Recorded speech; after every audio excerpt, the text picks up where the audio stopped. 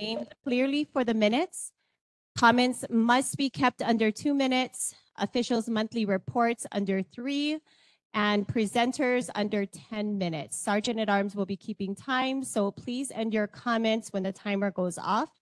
I will also ask you to conclude your comments. I would like to remind everyone that this is a community forum, so we welcome all comments, concerns, questions, and even opinions.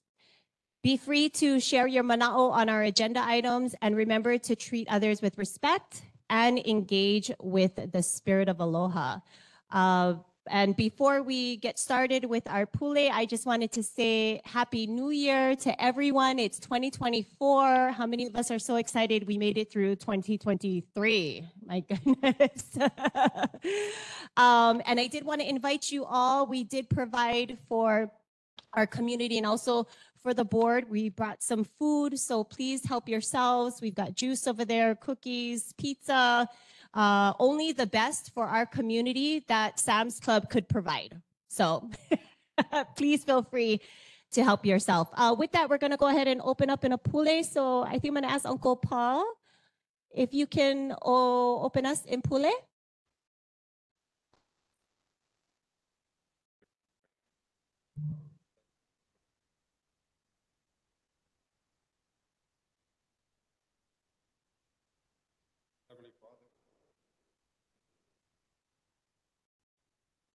Hopes,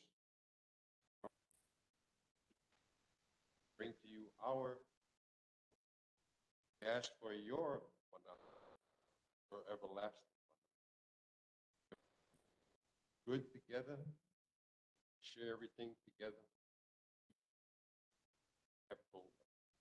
We ask that you come upon us here, guide everyone who's coming yet, those who are going to be tonight, them safe, return them safe.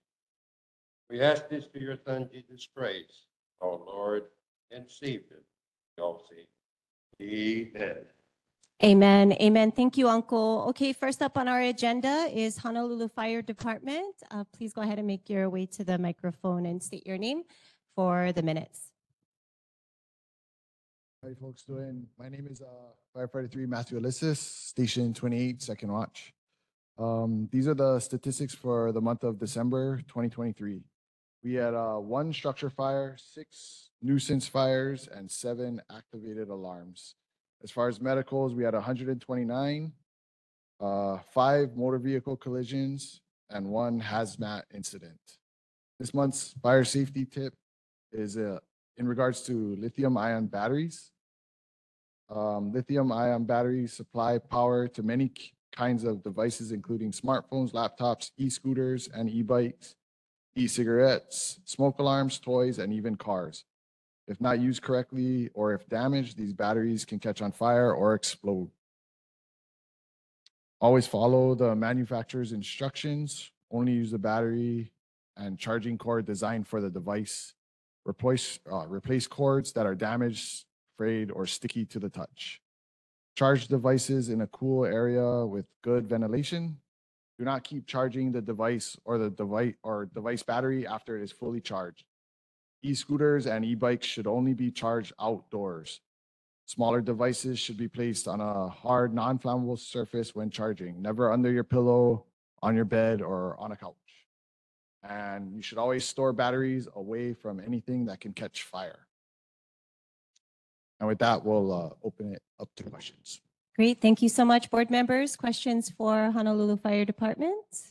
No? Side? No? Okay. Community members, any questions for Honolulu Fire Department? We thank you so much. Go ahead, Uncle Ed. I apologize. Go to the microphone.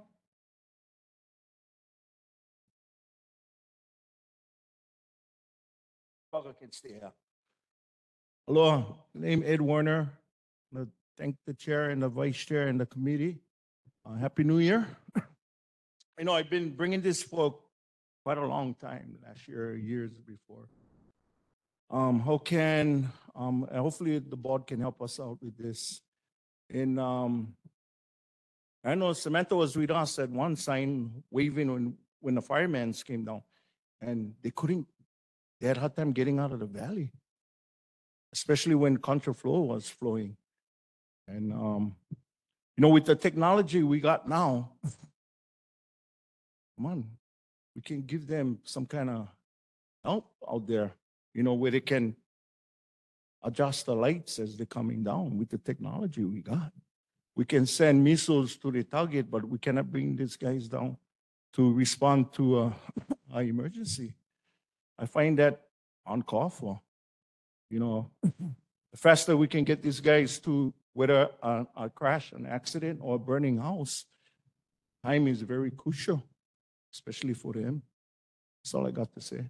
And if you guys can help, and we gotta go to the city or yeah. Thank you. Uncle, real quick question. Were you referring to the synchronized lights? Yes. Okay. Yeah. Wouldn't only be this one, would be Haleakala too, because they come out to both sides. And they need help. And I seen them struggling trying to get out there. When cars coming in, cars trying to get out. And this has been going on for years.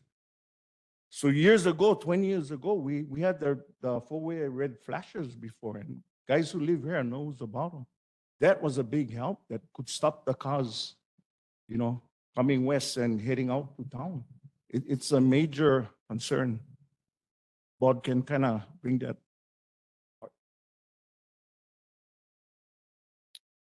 Yeah, so I was talking to Mr. Warner before the meeting and trying to explain to him at least how we handle it. Again, we have 3 different watches, 3 different drivers, and then another driver on the tanker. So, of course, depending on the call, the urgency kind of changes. If you have something like a cardiac arrest or a building fire, we're trying to hustle as safely as we can. Generally speaking, for our alarms, if there is a line of cars on Nanakuli Ave waiting at the light, the Farrington light to change, we try to get into the left lane, into the oncoming traffic early so that cars coming into the valley know that we're coming down and they can see our lights and sirens. I understand what he's trying to say because we do have opticoms on the highway. So we have a flashing beacon on our light bar that kind of can help change the signal of light. But we don't have one facing into the valley. So from that Nanakuli Farrington intersection, there isn't an opticom facing into the valley. The opticoms only face down the highway. So those help change the lights a little bit faster for us. But again, we try to take every safety precaution possible. So as we come to that intersection, we try to go slow and make sure, sometimes I know it's a little noisy, but try to make as much noise as we can to let the traffic on Farrington Highway know that we are coming out for an alarm. But I think we timed it, that light, especially in the morning time, it takes upwards of 7 minutes, that Nanakuli light to change. So if you're stuck, say when we get off duty at 8 o'clock, and we're driving home, that line for school, everybody dropping their kids off at school and trying to get back out, it takes 7 minutes every light. So you can imagine the line that builds up.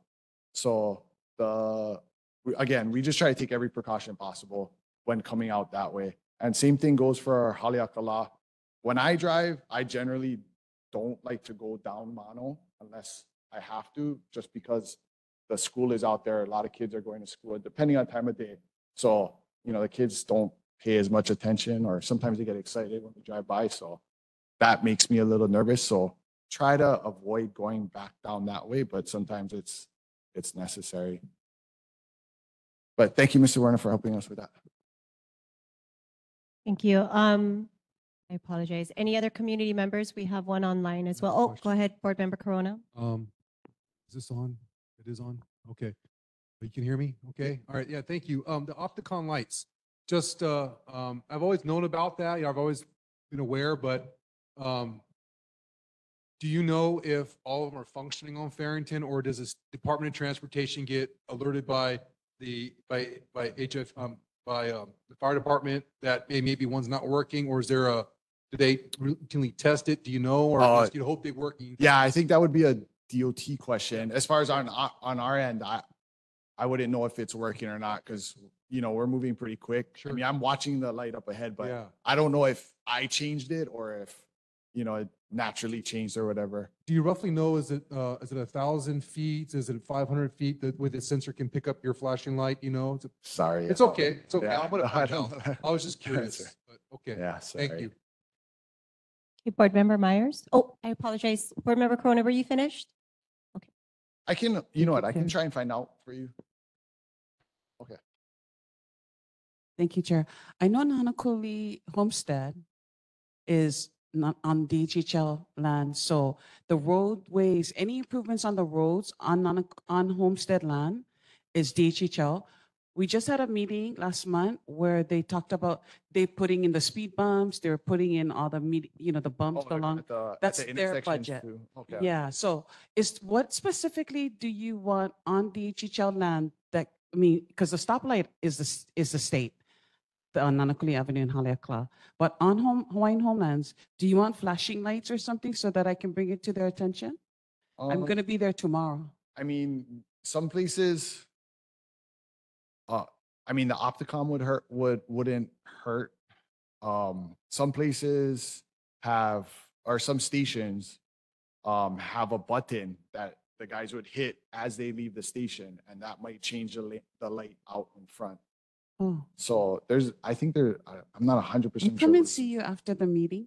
I'll come by the fire Okay. station right next door. Yeah. Yeah, so I'll go come see you, and then so that tomorrow morning when I go to DHL, I can bring it to their attention. Okay, sounds good. Okay, thank you. Perfect. Thank you very much. Hold on one second. We have online Daniel Dixon, if you can unmute yourself and ask your question.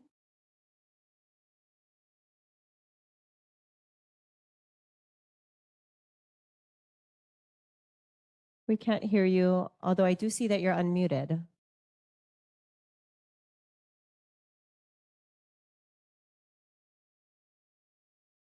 Daniel, sorry, can you turn up your volume on your end and repeat your question?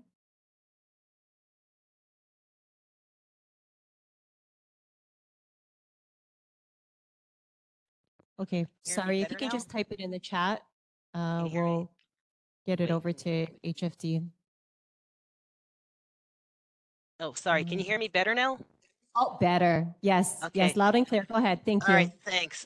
Bringing up something that Uncle Ed actually brought up about the Opticom systems, I actually noticed is our street, Young, actually used to have one, but for some reason, HDOT actually removed the Opticom system, and I actually wanted to ask about that.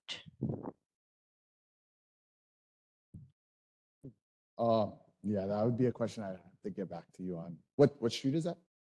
Young Homestead Road. Oh, okay. Okay, Yeah, perfect. I can Thank get you. back to you about that one. Okay, very good. Okay, I think that's it for Honolulu Fire Department. Thank you guys so much. Yeah, please take some food on your way out. Please go ahead and grab whatever you need. Just put in our order, bro. Okay. Very good. All these questions are like, hey, our order. For sure. Awesome. Thank you guys so much. Be safe out there. Honolulu Police Department, it looks like we have Corporal Pagan online. Thank you so much for joining us. Happy New Year. Happy New Year to everyone. Good evening, Madam Chair, board members, and members of the community.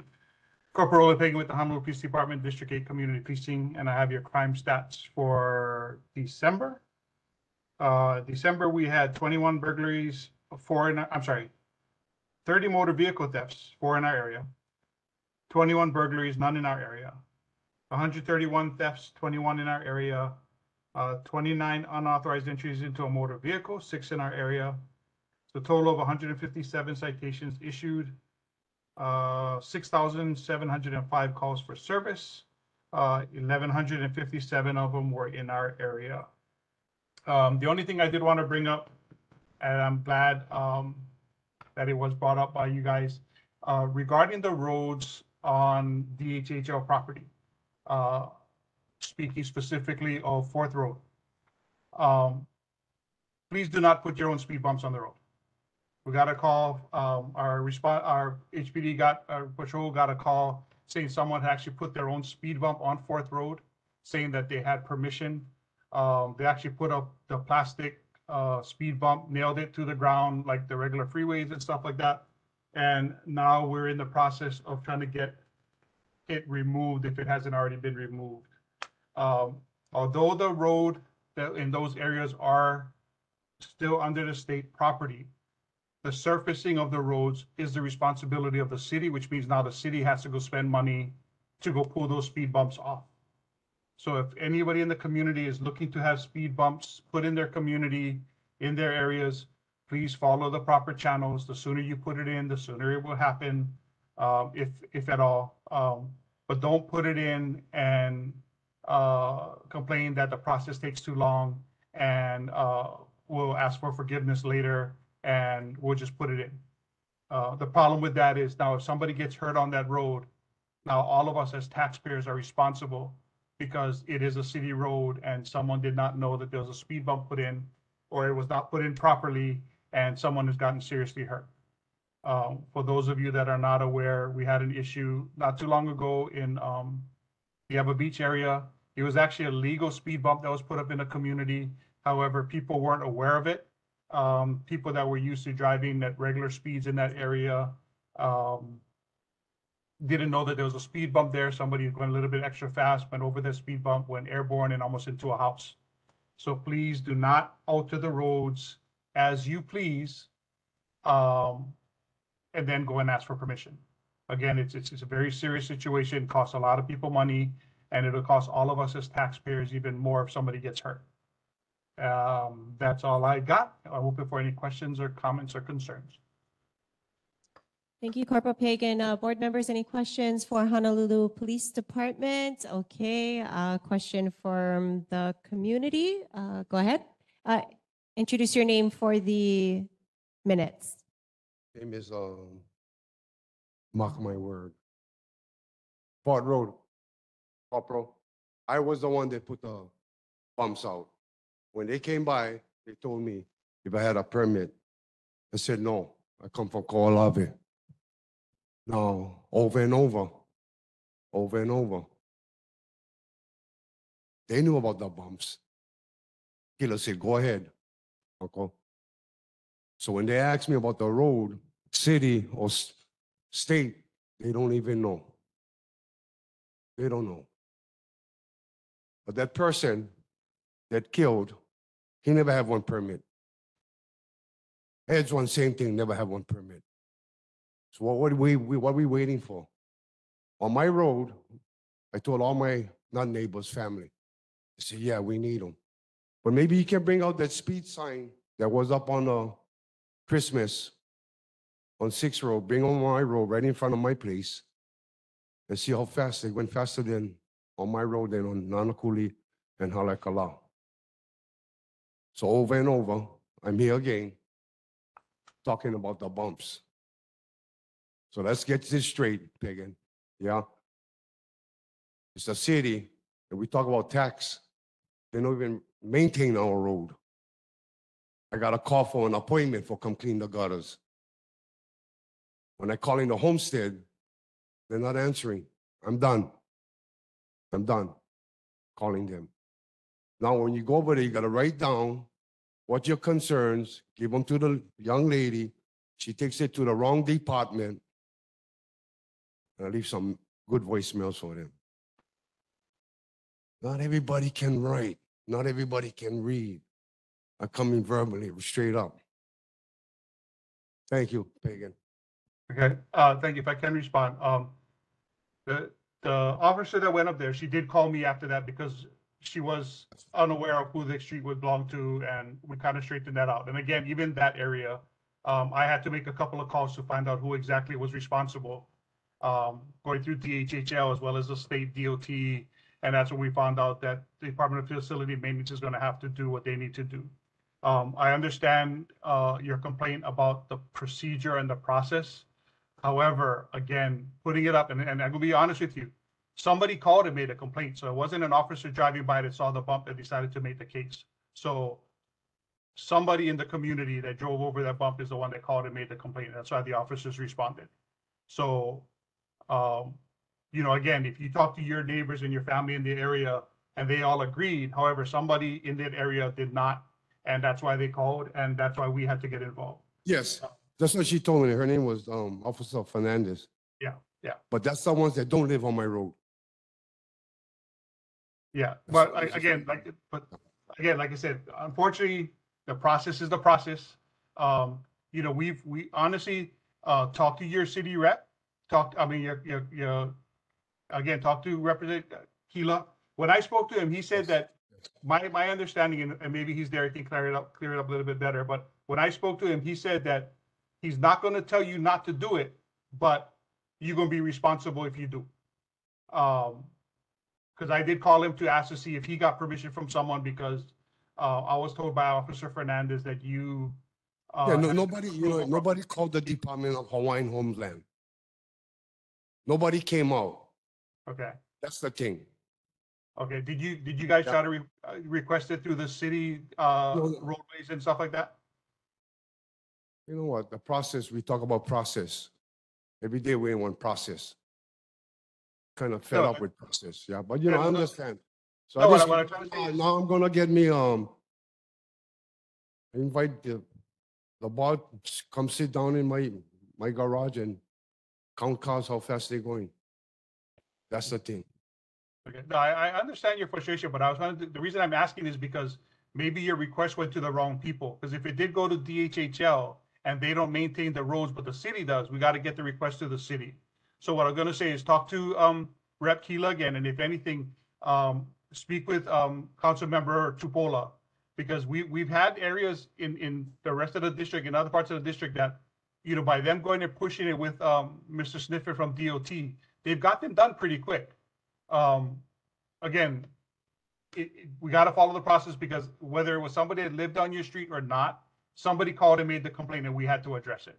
So I understand your frustration. Yeah. Again, It's- but it's- we it's try all to right. make sure It's all that right. people understand that they don't go out and do that in the rest of the community and alter the roadways. Okay, perfect. Okay, anyone questions? Go ahead. I just want Board to Member Myers? acknowledge what he's saying, that nobody at DHHR answers the phone.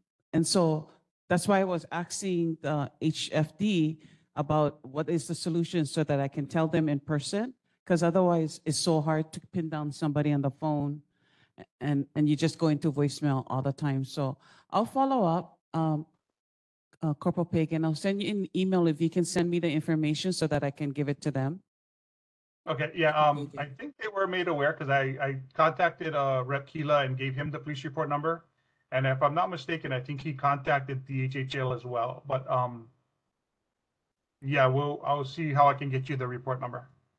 Okay, mahalo. Okay, perfect. And then let's be sure to loop in Board Member Corona on those emails so we can keep the discussion alive in our Transportation Committee. Go ahead, Board Member Corona. Yes, and I just wanted to talk about that. After the first thing we were talking about with HFD with the traffic lights, I just kicked into, I need to have a Transportation Committee meeting about this, and then just reiterates this more, because I run through the same problems where I'm trying to get, everybody loves the speed humps. I mean, everybody loves them because it slows down traffic. So we want to get it in our communities, but we run through red tape. And I've been through it because I'm still trying to get stuff done in my community. It's very difficult. And even DOT said that we will do it. We'll just do it. We won't wait for the city. We'll just do it. But the city has to sit there and say, go ahead and do it. So one of the things I'm going to do tonight, and if they're online right now and hearing, I'm going to bring it up when it comes time, is I'm going to have a Transportation Committee. It's too late this month, but it will be in February. And at that time, I'll be inviting DOT, a representative from DOT and from DTS to come. So for our state and our city representatives here, you can reiterate that when it comes that time, that want them to be invited to the meetings so we can discuss this and some other issues in our area as well. So I just want to make sure that for everybody here tonight that that is the plan going forward for February. The agenda we pushed out. It's the third Wednesday of every month. Thank you. Okay, and then just to add to that, let's be sure to include DHHL in that discussion as well with regards to homestead properties. Online, Kika did mention that she is able to, oh, okay, that he is able to help in this, she is able to help in this, in facilitating this as well. So I'm gonna move over to Uncle Ed. Hey, Ed Warner again, a longtime resident. Corporal Pagan, Happy New Year. You and Sarge, I can see you guys working your way to become a major. It's between prayers, brother. Hey, I understand brother's concern. You know, where he lived, if you look at the laterals from Haleakala to Nanakuli Ave, that's where all the complaints at. It's not on the dead end side. It's on the lateral. HFDs stated that too. You know, this brother gets signs all out in his yard. Slow, you know, kids live here, you know, trying to slow down. And the part about all this is our own people killing our own people. That's a big problem. And I see his concern. He's trying to prevent that from happening. As I stand here, I can tell you guys I've been through it. I know he's concerned. And get me wrong, Jermaine, this is all DHHL land. The city got nothing to do with up here. Would be great if the city can come in and maintain the roads and the sidewalks. That would be great. I think the city would love to do that too, because I talked with them. But other than maintaining the valley on Hawaiian Homes, DHHL is the one that got it, and Jermaine can take that back to them. So when we put up the speed humps up in the valley, the top side of the valley, right? It was on an emergency. Transportation when they install them. You know, they went through stuff and we got it done real quick. So they weren't supposed to finish the lower part on Haleakala and Nanakuli Ave. But DHHL told them they got them. They got it. And what they got, the only thing they put up there is the speed signs what brother talking about. If the city and DHHL can work it out together, I mean, I got them. DOT is going to cut back the fire brush 30 feet around this whole valley. Okay. Ed said he's going to do it. So, you know, it was the big concern. You know, people may have said whatever went happen in Maui could never happen in Nanakuli. Yeah, I've been here a long time and seen a lot of fires going on. You know, if we get our people stuck, our kupuna stuck, our disabled people in the house while their family working, what's going to happen? So I understand brother's concern. And I'm glad our speed humps coming out in Miley too. And now, I don't know, tomorrow you're going to meet with DHHL, Jermaine? Just one point of clarification. Every year in December, DHHL addresses all of Waianae Yes. issues. Their planning department is in their packet. Yes, yes. When we had our December's meeting, and they shelled all the transportation and all the things Yes. that they were going to improve in the homestead in Nanakuli, PK, and Waianae, Right. I told them that the only thing that I've heard the community say at a neighborhood board meeting is that golf carts riding in Mhm. Homestead and the keiki, no more seatbelt, but yet you're going to get ticketed by HPD if you don't have the kid in one car seat in your car. So if you don't have the keiki in one car seat in your car, you're going to get ticketed. Right. But golf cart people ride with the baby in their hand and on the chair. And so I told them, can you put up a signage saying it's illegal to be riding because if Golf cart, somebody yeah. get hurt? And so, because I've heard many community members saying they never like golf carts over the years that I've been here.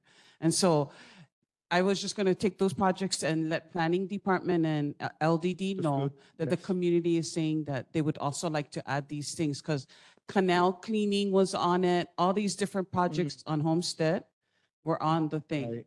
So they have monies now, so they were allocating it for. Oh, that's good. And for me, I think bringing the concern of saving lives. I mean, I understand golf cart kids not being tied up, everything. But if you look, guys died on this roadway, not on golf cart. I got nothing against Golf cart was a If they safety can- issue because if Yes. they hit a bump and the child flies off the golf cart, hit the cement, Yeah. that's a safety hazard. That's what community members have shared. Yes, It's I a public understand. Yes. safety issue. But the real concern that we have and the community have is putting in the speed humps to prevent somebody getting killed immediately. It should be an emergency up in the valley. These speed humps up in the valley should have been down already. If you go on Nanakuli Ave and you go on Haleakala and you talk to those who live there, their concern is very, very. They're waiting, they got it out for bid for put speed bumps all on the avenue, Haleakala, Yes. Nanakuli, and through Third Road and. Yes, and the Second laterals Road I'm and- talking about, which Yeah. way he lived. Yeah. Yeah. Real Wait. quick, I apologize. I'm going to go over to board member Tector. Okay,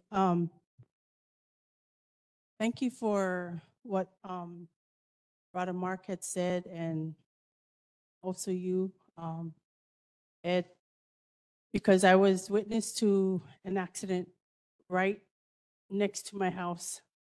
And of course, it Yes, had to take somebody a died. death Yes, and the loss of my vehicle, yes. at which I was advised to sue the family that he lost his life, Yes. lost his family, and what do you do in the natural? I didn't do that, but I lost my car, and it took, and actually took a death until we saw the speed bump with Ed Werner's assistance and the police. So as far as the golf carts, that's a different issue. Now we got the speed bikes that requires Yes. license. And yeah, I can foresee Fourth Road getting their speed bumps and the signs, all schools, so we can work together fully and make it happen. So if we Yes. have to hold signs, slow down around school mean- time, Yes. we can do it. So Yes. yes, solutions. Yeah. And for me, 2024. everybody see it out there. I've been bringing awareness for years. You know, the billboards was up. I had speed kills, don't drink and drive. I mean, I would never know, or a lot of guys that support me would never know how much lives we saved this year. I don't know. Whether we bring the roadblocks in April, getting 5, 7 guys off the road being impaired, we'll never know the impact that would have caused in them being impaired and kill someone or maybe even themselves. Yeah. That's the concern I know, Brother Get. And for me, I've been through it. So people can tell me about it, but if you never been through it, you never know. And for Corporal, since I got him on here, hey, do you know during the holidays how much impaired driving or crashes? I want to say crash instead of an accident. An accident is 100% preventable. A crash is when you went out, drank, and killed someone. If you know, I don't know. I could probably get you the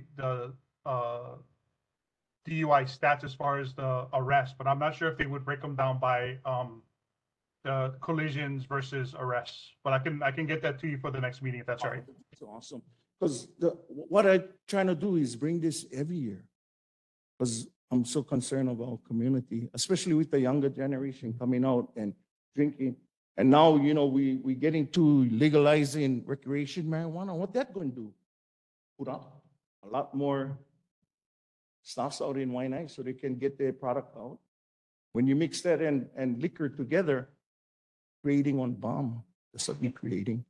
So yeah, if I can get that later, because I want to keep bringing this every year. I've been doing them every year. I'll do that. Thank you. And Samantha, if I can, just one more thing. I just want to say that I just want everybody to know that we're not against the speed bumps. It was just the fact that it was brought up because they were put up without the permit.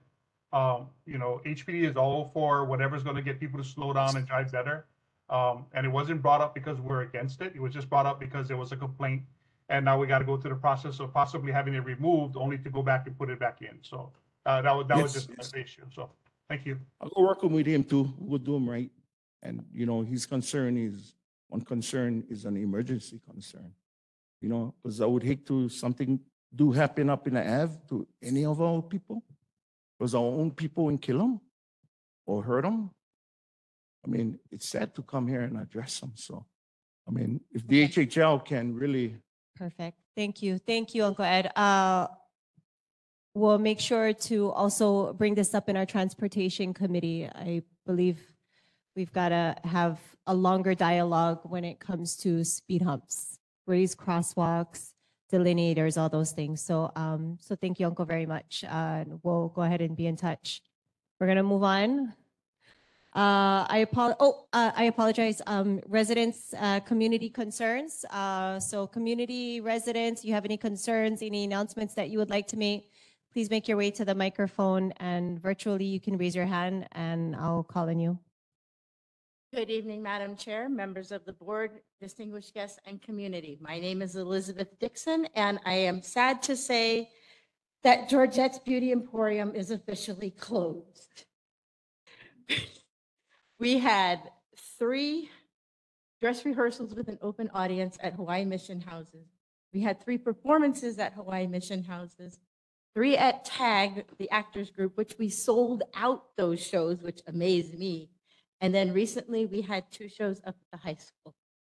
So it was wonderful experience. I hope anybody that got to see it. Thank you, Board Member Myers, for coming and supporting. That was my most nervous night, was when you were there, believe it or not. I'm not lying to you. I came to let you guys know, and I sent Board Member Myers an email just tonight that the performance is available on Olelo. We actually went and taped it back in December. So my first experience in a TV studio, let me tell you, the cold air in here is nothing compared to that. It was very cold that night. So the broadcast has already started, but after Thursday, you can actually go to oleloonnet.com on oleloonnet.on demand, and you can find it, and Board Members Myers will share everything. So, but I thank anybody in the community who has seen it. I know Board Member Myers had a lot of things to say about it, and I learned a lot myself as a caregiver that I am not the only one that was going through certain things. And there was actually 3 of us that were dealing with Alzheimer's dementia. And currently I am dealing with my dad, who has gotten worse, and he has Parkinson's. So I lost my mom last May, and I did this in honor of her, because my story surrounds her mostly. So I thank you again, Ms. Myers. Thank you very much, Liz. Yes, and of course, our prayers to your family. We appreciate you and everything that you've done for our community. Thank you very much. Uncle Ed? Yep. and again, you know, when you live all your life, you know what's happening. Anytime you get one problem, Ed, what happened? Okay, I got one. You know, this one, the concern I got is right now, our Kalaniana Ole is being utilized by our kids. It's very important, whether it's volleyball, flag football, baseball, it's going on right now. Okay. If we can get the city, I know I brought that up last year about the lights is out. We got like 9 light bulbs out there again. So if we can kind of get the attention of the city to kind of repair, because we don't want the kids, you know, when you get light bulbs out from the outfield and you get a couple from the infield, it's kind of hard to see, you know. If we can get that fixed. And another concern, like I said, I've been getting a lot of calls. Up in the area, this is going to be for bottled water. For those who live up in the valley that kind of get tied in, and you know, a lot living on Palehua side, it goes down, right? They're getting charged on their water bill for sewer fee. So they cannot tie in. But the question is, I mean, you got to work them out with bottled water. And since I got him here, I know septic is coming out in the next 40 years or something. But I got like 10 calls. If I could, I told them, why don't you guys come down and address them? Oh, but We don't know how to talk. So I guess I could be a mouthpiece for my community. But that was one other concern, that the lights. And I understand the golf carts. I see them every time. I mean, that's a nuisance. I'm just waiting, nothing can happen yet, but it's waiting to get something to happen. But, water can, because the sewer fees outrageous compared to the water. So. Yeah. We'll have, when city is up, we'll have them address the light bulb issue. And then Yes, when Erwin is up, we'll go ahead and have him respond to the sewer fees. And thank you. I got one more, and this is a kind of major, this is really important, right? We only have one park, right? I know we probably cannot stop them, but the outsiders is coming and obtaining our permits. Our kids, our youths. We got 8 football teams. We got 4. I not, when I come and they obtain our permit, ever come, they obtain our permit. What our kids get. That's why it was so important when I fought the landfill, PVT, right? We needed one park. That was the whole thing. 197 acres. Build some kind of park for our kids. Kids cannot go to the high school. Because if anything happened at the high school, state gonna get sued. And they've been doing that for years. I even in practice up there with my kids. But that's stuff that we gotta find ways with park and rec. I don't know if we can stop them, but come on. It's not like Waianae. They get 8 parks? Kapolei, they got 20 parks. People coming out of Eva to obtain our permit. And looking at our kids, they got to practice close to the horror and the ocean. That's all we got. So that's a major concern that we need to either fix or build us another park, right? Got a landfill, help us. If you look at Maui, they put the Opala there, right? What they're saying, you're going to put it in the ground. And that's exactly the same land of Maui and PVT is the same land. If anything go wrong under that ground, guess what's going to happen? Cannot stop them. And if you could tell me if there's not a rip or a tear in that landfill, because I can tell you, the radio tanks made out of steel. And right now, it's leaking. Thank you, Uncle Ed. We'll go ahead and have city address that parks concern as well. Okay. Go ahead. Go up to the microphone. Oh, I apologize. Oh, okay. Go ahead. Aaron Kaniayakla. I have a concern. It's the electricity going off like 8:30 Friday night, I think. It was 8:30 to 6 in the morning. And then it happened again. And I was wondering if that was can't always be rain because it's rained 40 days straight, like maybe 15 years ago. And we still had electricity. It was just temporary when a telephone pole fell down. So I was just wondering how, are we in rolling blackouts? And, that's about it. For Waianae or.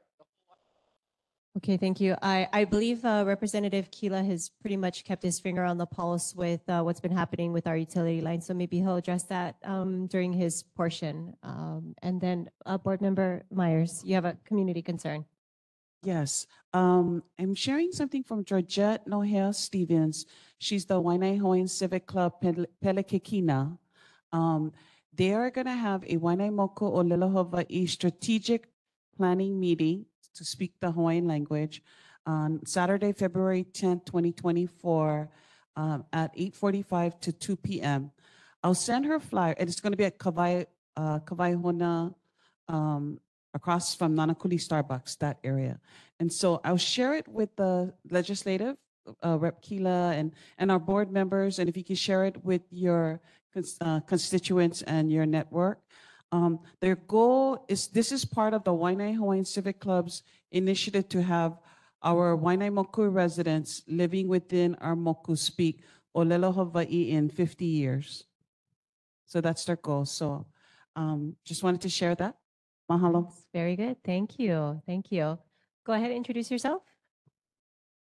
Hi, good evening. My name is Naomi Kukak. I'm here on behalf of Simone Petrie Enterprises as their communications and community engagement liaison. For those of you who are not familiar with us, we're a small locally owned company that focuses on waste management solutions, renewable power, and other sustainable products. So I'm here regarding our projects, Aloha Carbon and the Aloha Sustainable Materials Recovery Facility and Fertilizer, also known as Aloha SMRF for short. And I decided to come here in person so I could provide the latest update on our project to the community and the board. So regarding our SMRF project, we have been working to prepare a draft environmental assessment, which is currently undergoing agency consultation. And once we finish reviewing any edits, then we do plan to share it with the public for review and comment. So we realize that this may be the first time that you guys are hearing about us. And we had actually hoped to give a formal presentation to the board in regards to our project and the work that we've been doing over the last couple of years. Unfortunately, just I think with everything that was going on, we weren't able to get on the agenda prior to the holiday. We did, however, manage to do a formal presentation at the Kapolei Makakilo Honokai Hale Neighborhood Board back in October. Would have been the same thing that we would have presented here. So if anybody is interested in watching that, I believe it should be available to rewatch by now. Otherwise, if anybody had any questions or just wanted to maybe schedule like a separate talk story session to kind of find out a little bit more about us, I will be here through the rest of the evening. So if anybody wants to exchange contact information, then I'll be available. Thank you. Great. Thank you so much. And I do want to just mention really quick, I apologize. I was hoping to get you on our Water and Land Committee, but we haven't had a meeting yet. So we do need to connect. So I apologize. Thank you so much. Thank you. Go ahead, Mark. Take Uncle Ed's minutes. You're gonna yield to me. Dixon is a sergeant. Lieutenant Dixon. Corporal Pagan, are you talking? Not Corporal Pagan. Sergeant Fumi? Yeah, he's just what? Sergeant? He's a community member. He's just a community No, no, no, member. I thought he was in uniform. No, that was Corporal Okay. Pagan. So the thing with the Or question Sergeant was, Fumi. golf carts legal or illegal? He's gone. Legal or illegal? They are both offline. Okay. But the only thing I say is that when they bang my truck, you're gonna pay. I bang you, I'm not gonna pay. Somewhere, somehow, at the meeting, they were saying it was illegal to ride the off cart. The sewer, the water, many years, they should just give us one price. When you flush on 1 gallon, you go store, you buy 1 gallon, you pay. But how you calculate that? They show them, cannot water the yard. Might as well just have the waste go in there and the rest showering out in. So that's the concern that Ed said that they were calling and talking about the sewer. So maybe Hawaiian Affairs and said we can pay. I don't mind paying. We pay more for the wastewater than the water. When we're talking, is it you folks to follow up on certain things or just come back next month and thing is pending still yet for the response? Well, we're hoping what is going to happen here is that you will share your concerns Right. and the people that are in the room will take that and do something with that. So if it's a city issue, Mhm, we'll okay. address that with Councilmember Tupola. If it's state, we have our state representatives here and so on and so forth. So the idea is to get, Yeah. So when Captain was talking about the light, 7 minutes, I guess they were in time on. It seemed like 15 minutes. Those 12 cars can make it out. If you're the last, you're going to go through yellow. Other lights like that. That's why a lot of people still turning left, at Alekala. Now, the other thing is about what is the difference between street and avenue? The DOT, the last meeting we had last year, he was mentioning my road is a go-to road, or something like that. Does anybody know the difference between a street and an avenue? Anything to do with speed limit? You do?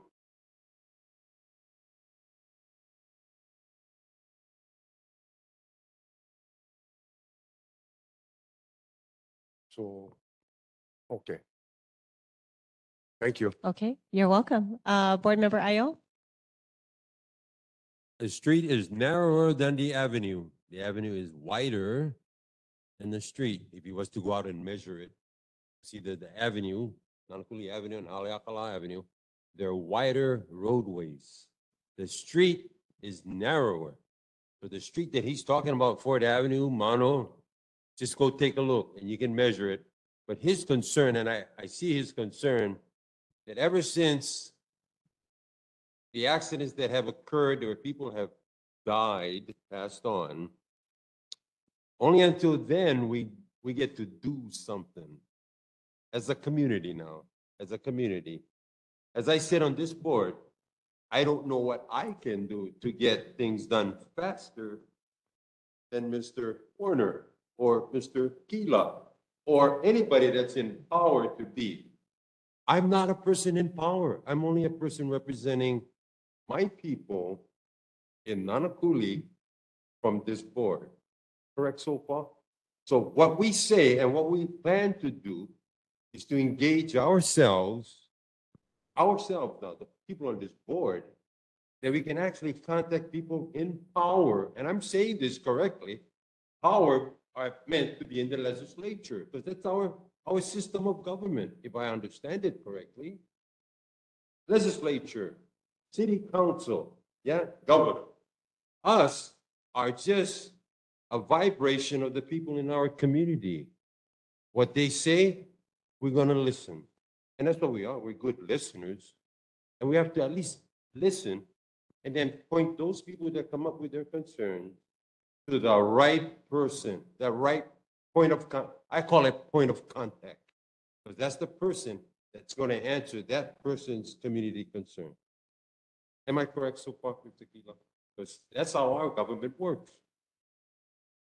So here I am, I'm sitting on a board, and I just want everybody to know that out in our community, people who are out there, because I'm a voice for you. Your voice gets to be listened to. And I understand Brother Mark's concern. Thank you. Thank you, Board Member Ayo. Board Member Tector? Hi, would like to address the Parks and Recreation issue. For my meetings, it'll be the second Wednesdays of each month. We did have a rest for the month of December, but it will resume.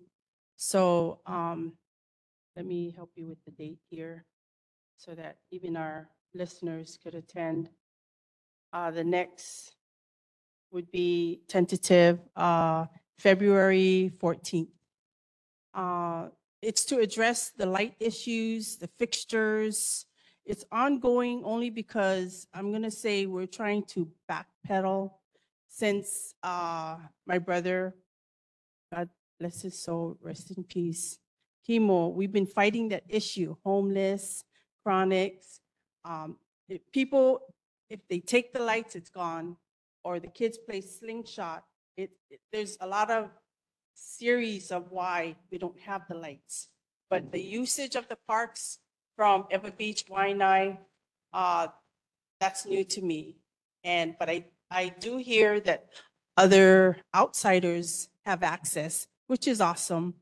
Then again, we're trying to prioritize the usage for our people.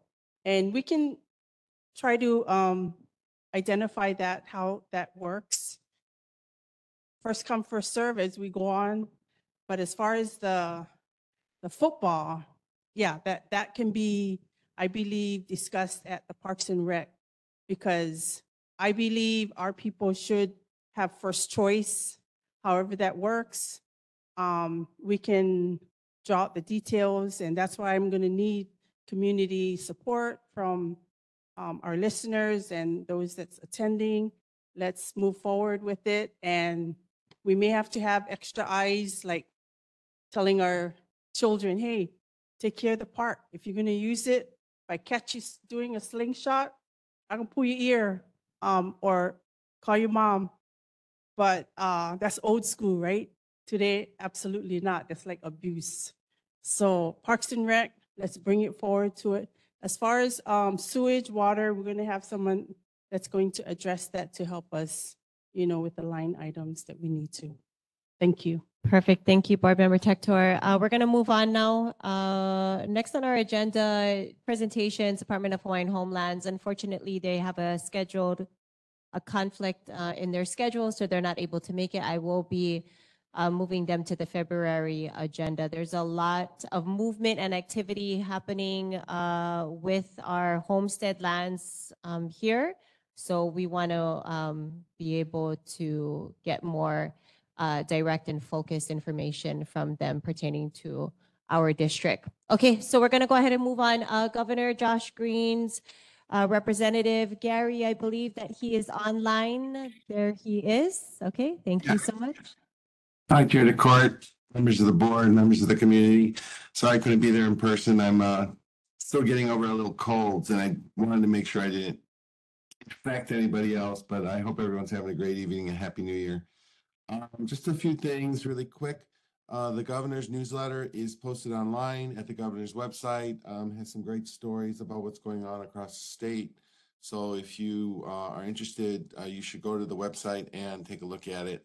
There is a tab that specifically says newsletter, and you could also sign up to have it sent to you. So if anybody's interested in that. Number two, I just wanted to announce that there was a release of funds by the governor's office at Nanani Kapono Elementary School for the cafe restrooms expansion and improvements to finance design and construction for restroom expansion and improvement. $89,998 was released for a total project of $1 million. They estimate the completion date will be September of 2025. So very happy that those funds were released so that work can get started. And the last thing was to address Board Member Tector's concern that was brought up at the last meeting regarding the Maui housing issue. I don't know if many of you have seen, but there was a press release that was sent out, and it was announced on January 5th, a few days, 11 days ago, that there was a partnership for the Maui Interim Housing Plan. It's $500 million to create a pool of 3,000 housing units. It's a partnership between the state of Hawaii, Maui County, Hawaii Community Foundation, the Council for Native Hawaiian Advancement, FEMA, and the American Red Cross. The collective goal is to move all individuals and families in short-term hotels into long-term stable housing by July 1 of this year. The plan includes residents returning to original unharmed residences. So that's all for my report. I'm available for questions. Thank you very much. We'll go to Board Member Tector first, then Board Member Corona. Thank you for the report. I appreciate it. My question would be, did any of the funds that were donated in the disaster allocated towards that housing project that they received? Only because there was a lot of money that was definitely donated that direction. So I'm not sure if it was via government or representative or Maui, and however, just so that we're clear where the money is coming from. Is it the taxpayers, or how much do we give versus how much was donated? Okay, so I do have a breakdown of the contributions from the different partners. So FEMA has given 250 million over, this is for, I think, over the, that's how much they've committed, initial contributions. The state of Hawaii is 150 million. And the county of Maui is 40 million. Hawaii Community Foundation, through its Maui Strong Fund, which are primarily the donations to Hawaii Community Foundation, 50 million. CNHA through the Ko'o Maui Fund is 5 million, and other philanthropic donations 5 million. So a total of 500 million. Okay, and the incoming from private people, for example, Jeff Bezos and others. And I just have to be clear with what our native organizations gave, which is awesome. But how much did the government spend? Did it come out of tax dollars so that we know that you guys have more or we need to give more? Thank you. Okay, yeah, and those are the committed contributions by those organizations. I'm not sure about any money that Bezos had provided, if he had provided it to the Hawaii Community Foundation as a donation, but I know that the Hawaii Community Foundation was collecting donations from different parties. But these are the committed contributions, and I believe that there's an MOU. I had sent Chair to Court a link to the press release, and perhaps she can share with you, but it's also available on the governor's website, and that was issued on January 5th of 2024. But if you have any questions, I can try to find out. Okay, very good. Board Member Corona? Oh, yes, Gary. I'm the chair for the Transportation Committee. My intention is to have a Transportation Committee meeting in February, the third Wednesday of the month.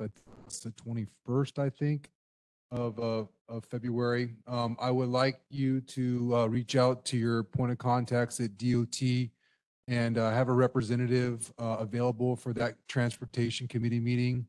And then in line with that, if they could reach out to me ahead of time so I can work on agenda with them to make sure that we capture what needs to be captured in the committee meeting. My contact information is provided on the NCO website under the board contact. I'm David Corona, and my email address there. I'd appreciate that if I can get that within a week or so I can start coordinating it. Thank you. Yeah, definitely will do that. And I had taken notes earlier about the speed bumps and all that, so I'll give them a heads up as well. Okay, thank you very much. Community, yes, please go ahead, go to the microphone. Thank you again, Ed, Gary. Nice seeing you. Good seeing you I too. want to thank the governor for Leki Mizuno and Sam Moku. Both of them is good friends. It's a big task they're going to have to do with homeless. And in order for them to come on the west side, they're going to really have to reach out to our legislator, our House Terrace, Cedric and Miley. Can you take this back to the governor? I mean, I've been bringing this for years. Is there any way we can get, and now only the governor can do this, to bring back our MENAVAC? The reason why I really concerned about this, with our, with our Queens West, with our comprehensive, I mean, they're not trauma one. No, trauma one is, Queens up, Punch Bowl, you got Kaiser. I lost my brother-in-law on Christmas Eve, and he couldn't be saved. So now I'm really and only the governor can allocate this and bring the MENAVAC, especially down here. Because when we take in our people to Queens West, anybody here ever been in Queens West during the holidays? Everybody is in the hallways, right? A lot of them that I know died in the hallway because they couldn't get through the trauma. And when we had the MENAVAC in operation, I know the governor going to have to go to the, what you call that?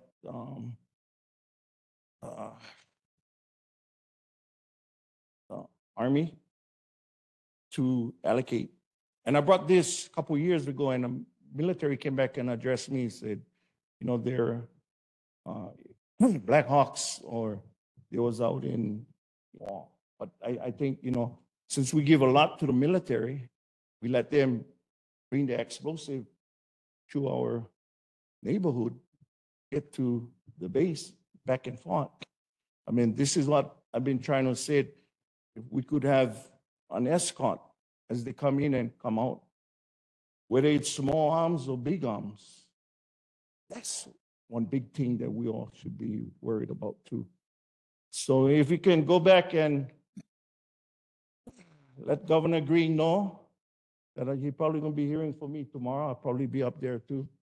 I think that would be a benefit to the whole state. It's just like the wildfire and the Chinooks and the military choppers coming out to battle this.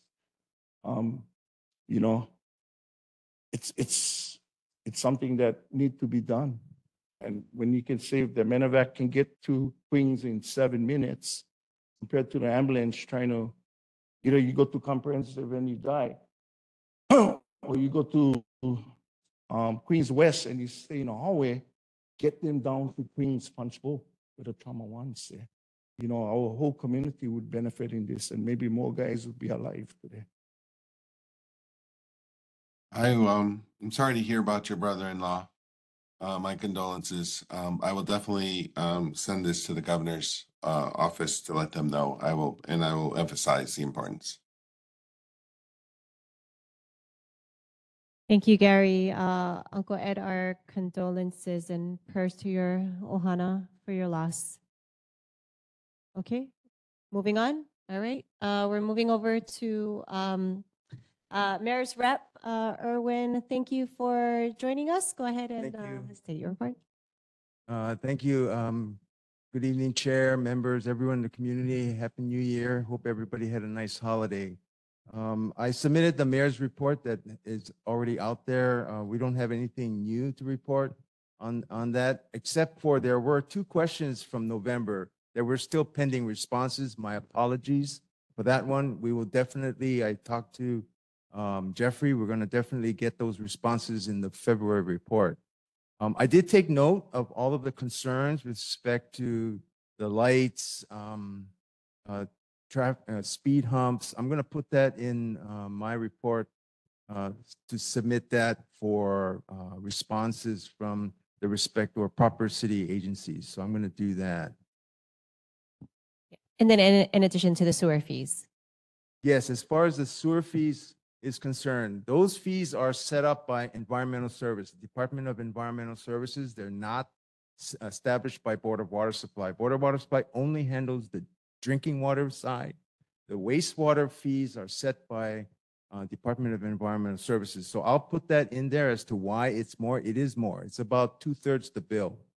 Yeah, approximately 2/3. So I will put that, note that in my report back and have them explain how do they calculate those fees.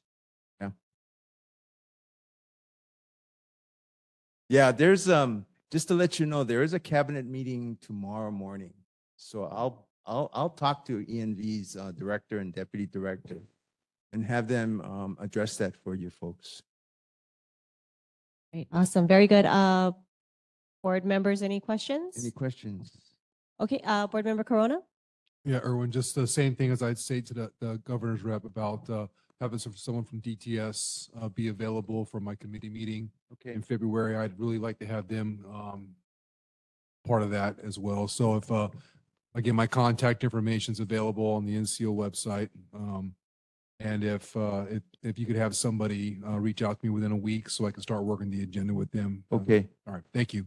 Yeah, I can mention it to the director at DTS at the same time. Okay, great. Thank you very much. Very good. Okay, Board Member Myers. Thank you, Chair. I understand from Mayor Rick that Blangiardi that Sam Moko is the new city homeless coordinator. Yes, that's true. Yeah. Is he already in? To my the knowledge, position? yes. He's Okay. already in that position. It was announced at cabinet meeting the other week. Can you ask him if he can come and give a presentation on the Sure. update of the city initiatives regarding the homeless? And mostly in our community in Waianaimoku, about the sweeps and et cetera. And then what happened with the Honu program. Okay, I'll do Yeah, that. thank Yeah. you. Okay, Board Member Tector? Yes, I would like to ask the mayor if under several people with under the DHHL, of course, we'll address it to them as well. As the water rates go up and have gone up in 3 segments that we're requesting to regain our water rights that actually would flow Mauka all the way to Makai, which it once did, Nanakuli, Zubland Beach Park. And that would allow, they used to clear it, the sand dunes, and that's where our fish spawn. So it's so important that, as we do have spring water there, but if that's the case, to help alleviate some of the cost, Okay. that's my request to the Right. mayor. Yeah, thank you for the request. Just to let you know, the water rate actually pays for the cost to deliver the water from the source to the house. So it pays for the energy, the maintenance of the pipeline, all of that. All of the water rights or the water allocation rests with the Water Commission. So that's something that I can make sure I note to them and let them know about that. Thank you. And then we'll go over to Board Member Corona. You had another question? Yeah, Erwin, sorry, I forgot to ask this.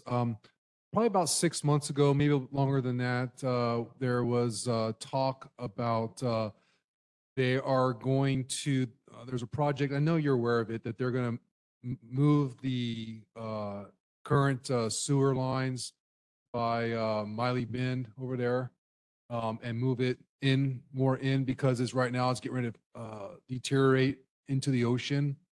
And I think they're working on their survey for that. But I haven't heard anything about it in a while, but I just want to make sure that we're starting to prepare if it's coming down the line here sooner than later, maybe within the next 6 months, because it does have some serious traffic impacts, town bound and Waianae bound for several months. So can we get some updates on that? Sure. Next board meeting? Sure. Thank you. Okay, very good. Community, any questions? Seeing none virtually. Thank you very much. Okay, thank you. I don't recall, did you give your Board of Water? For the water supply, I've Okay. also submitted my report. There were no main breaks for last month, so no updates beyond that, beyond my report. Okay, thank you. Go ahead, Board Member Corona. Yeah, for Board of Water Supply, I know this might tie into the Navy's Red Hill, but I know that they were still discharging about 5 million gallons a day of water. Are they still doing that? And if they are, is there a timeline when that is expected to stop? And the reason why I'm concerned is 5 million gallons a day from available water that you'll never get back for how many months now? So we're talking hundreds of millions of gallons of water have now been lost for the island. So is there any update on that progress, or if I don't know if that's Red Hill Yeah, thing or I'm not, gonna- but I know it to defer or not, but what's the impact for Board of Water Supply on you losing that much water over 6+ months? Yeah, what I'll do is I'll defer to the Navy representative to comment on the discharge of the 5 MGD that they're doing out of Red Hill Shaft. That Red Hill Shaft is the Navy's water source. It's not Board of Water Supply source, so it's not really impacting us, but there is an impact to the aquifer itself by withdrawing that kind of a quantity. So I'm gonna let the Navy kind of comment about that. Okay, very good. Thank you very much. Okay, thank you very much, Erwin. Thank you. Thank you for being with us. Drive safe. All right, next up, we have Congressman Joe Takuda. I don't see any of our staff online, so we'll go ahead and move on to Councilmember Andrea Tupola. I believe we have Kika online with us. Kika, do you want to go ahead and unmute yourself and give council members report? Yes, sorry, could you guys hear me? Okay, Yes. I'm so sorry. Just want to send council members regrets right now. And mine as well. I'm not there in person. We just finished softball practice and I'm the coach, so I'm trying to balance it all here. But we have nothing to report, but I was listening to the concerns. I hear you, Uncle Ed, on the lights for the park. We've been advocating a lot for Pili La'au, so I think all of our parks have a light issue. So I can get with you guys and we'll get with the city and the mayor and DTS, I mean, parks on that. We've been working with parks this beginning of the year on some things. So I hear you guys. I have it all notated. Uncle Mark, especially with the speed humps, a lot of times people call our office directly and we try to push with case and risers. I know that board member Corona knows the process of DTS. It is pretty long, but we have to go through that process and we have to push as much as we can, whether it has to do with letters, the board, and more community members to put in for. But I notated everything. A council member would like to thank the chair and all board members and all community, Rep. Keela, Stacy, and everyone who came out to our cleanup this past weekend. We cleaned up from depots all the way to Ulehava. Any excess trash that there was. We are planning another one in April, and we ask that all community members come out. We will be doing the same stretch from depots to Ulehava. Again, we want to keep the trash maintained, but also keep the homeless accountable for cleaning their trash. I know that you guys witnessed that and talked along a lot of the homeless. They were willing and able to help us. And we will be starting our R3 program in February 5th, and that's helping everybody in that district from depots to Ulehava. We will also be helping the Maili section, which will be in Ulehava 2 and all of Miley Beach. So that will be happening in February 5th. Okay. Is that it? Yes. Okay, perfect. Thank you so much. Board members, questions for the council member? No questions for the, oh, go ahead, board member Ayo. Mika, I think it's an email. I got it from, is that Mika that we're talking to? Kika. I got one. It's an email from, let me see the name. Mika Sarabano. Sarabano. Yeah, that's our chief of staff. Oh. So that's, yeah, so you're below the chief of staff, am I correct? Yes, I'm the community caseworker. Okay, I got invited to a Zoom meeting. I think myself and Samantha DeCourt here.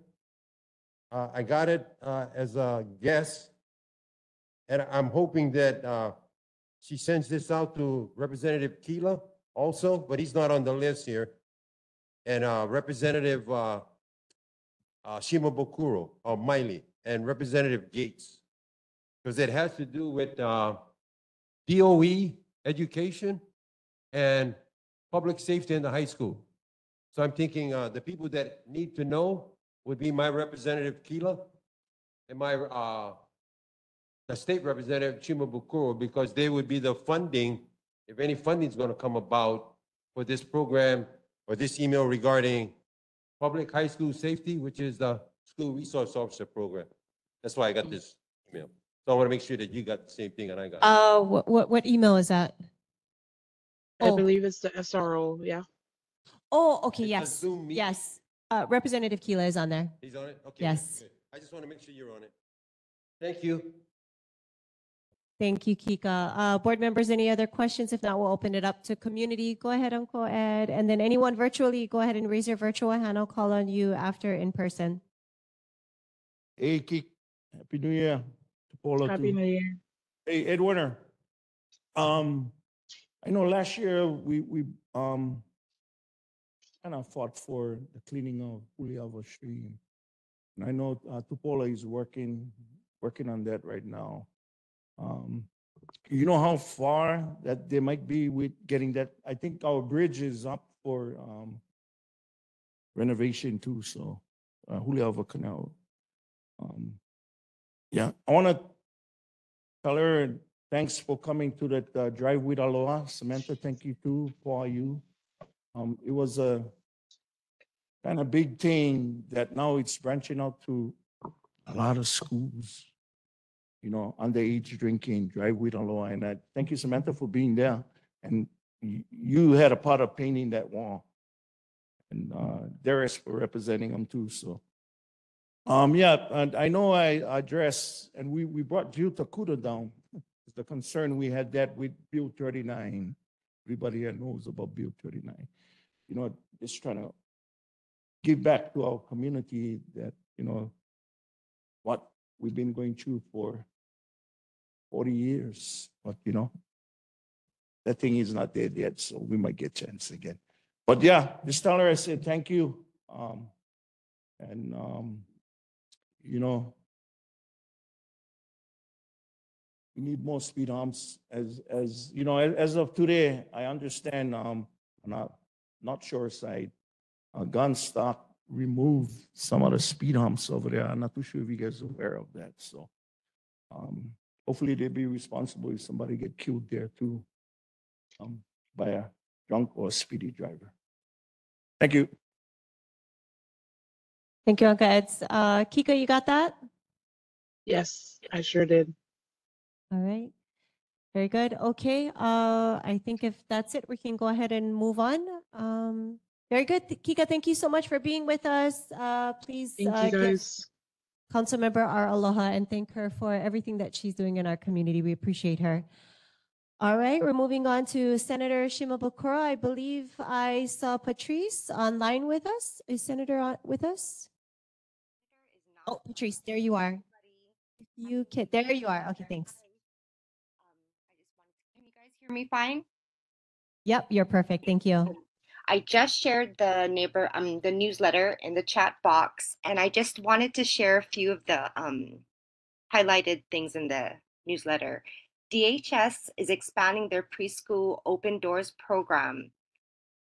It's going to be to eligible 3-year-olds and helping families better afford preschool for the 2024-25 school year with increased gross income eligibility limits. Families that may have over income in previous years may now qualify if they have eligible 3 to 4-year-olds children and need help with preschool tuition. The application period is from January 18th to March 28th. Application also involves childcare subsidy programs. And also wanted to share that tomorrow is going to be opening day. So please come down to the Capitol to room 222. We'll be having some Hawaiian food for lunch and also here to take any questions. Thank you very much, board member. Any questions? Board members? No, none. Oh, go ahead, board member Corona. Yeah, Patrice, I don't do social media or Instagram or Facebook or anything like that, so I never see her newsletter. And I always ask, can I get on the email distribution? But I don't get any. Can I please get the newsletter emailed to me, please? I'll send it to you right now, right after this. Right. Got it. Thank you. Thank you. Thank you. And then also, Patrice, I did see that Kiahi did email that to me about 5:17 this afternoon. So I was already on the road. So I apologize. I'll get that off to the board members as well. Okay, thank you so much. Thank you. Community members, any questions for the senator? Seeing none online. I hear you guys are going to have good food tomorrow at Yes, the we're opening getting day. So I will supplies. definitely be there with my Ziploc bags. Thank you very much, Patrice. Please give you. Senator our aloha and thank her for all that she's doing for our community. Mahalo. Thank you guys. Take care. Okay, next up we have our representative, Representative Darius Kila. Happy New Year. Aloha. Yayo. Chew. Yes, sir.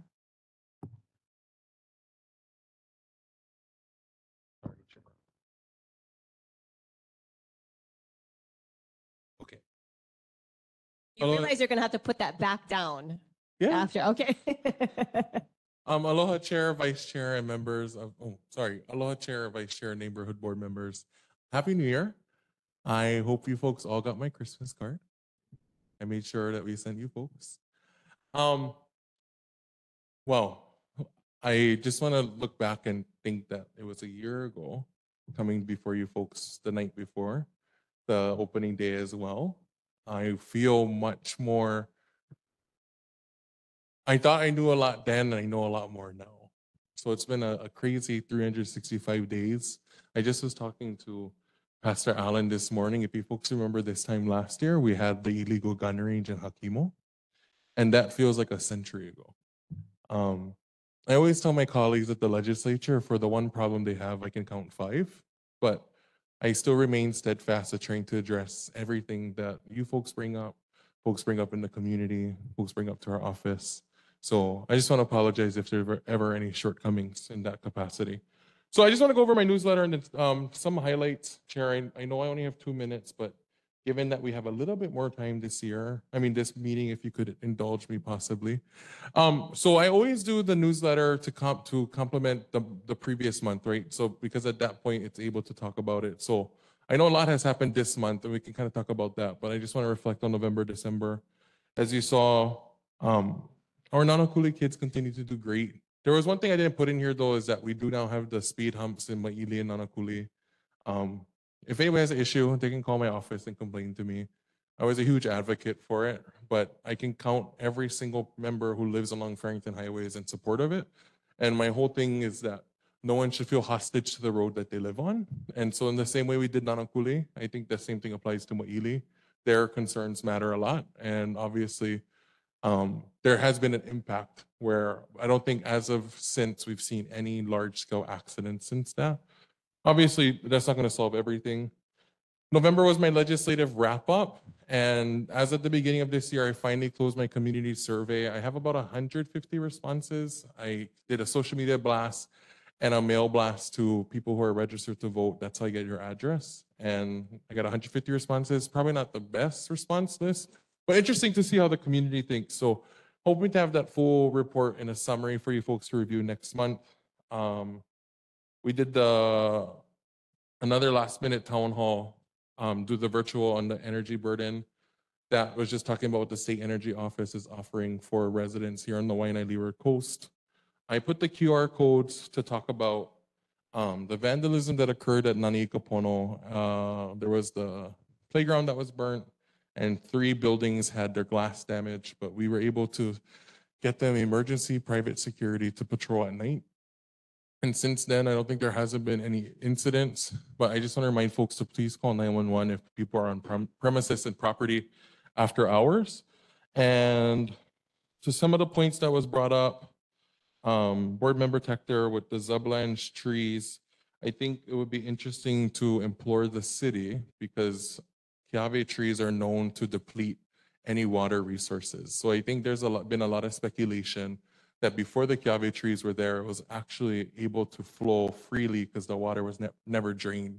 And we did a cleanup there a couple months ago, and they gave that story. So I would be implored to see if the city would consider the removal of Kiave trees in that area and to see if water is restored.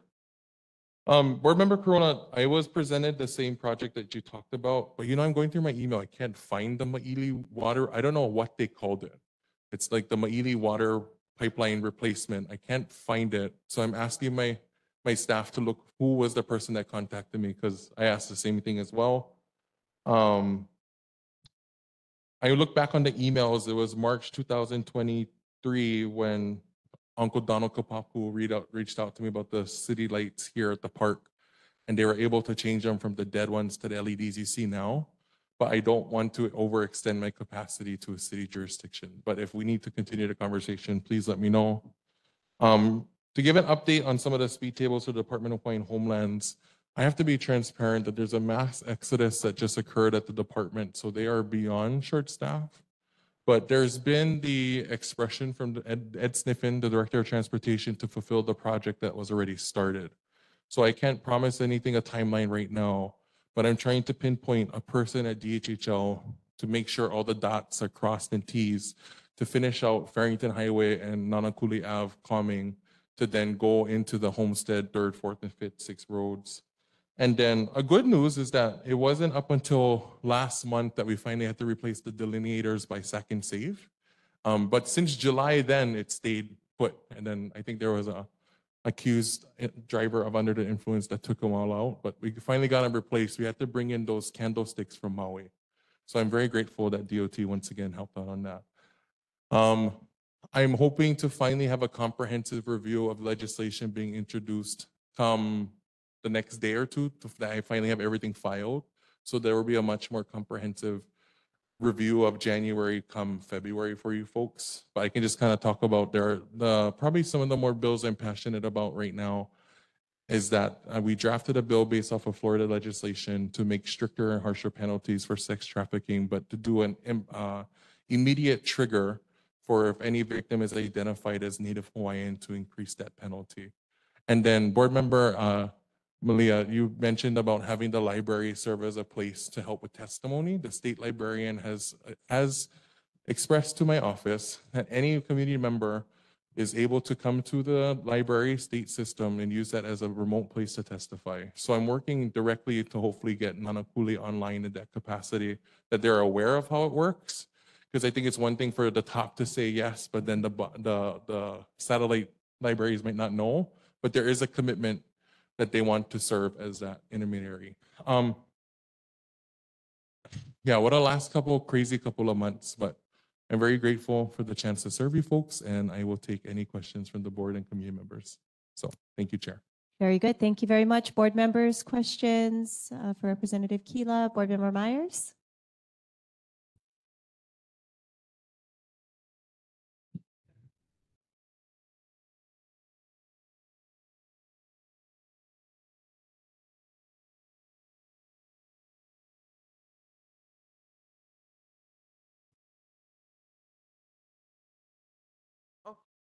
Okay, this one, there you go. Okay. Let's look this up. Okay. Anyway, I attended that workshop and it was wonderful with the state capitol for the fourth floor. Yes. I lost connection.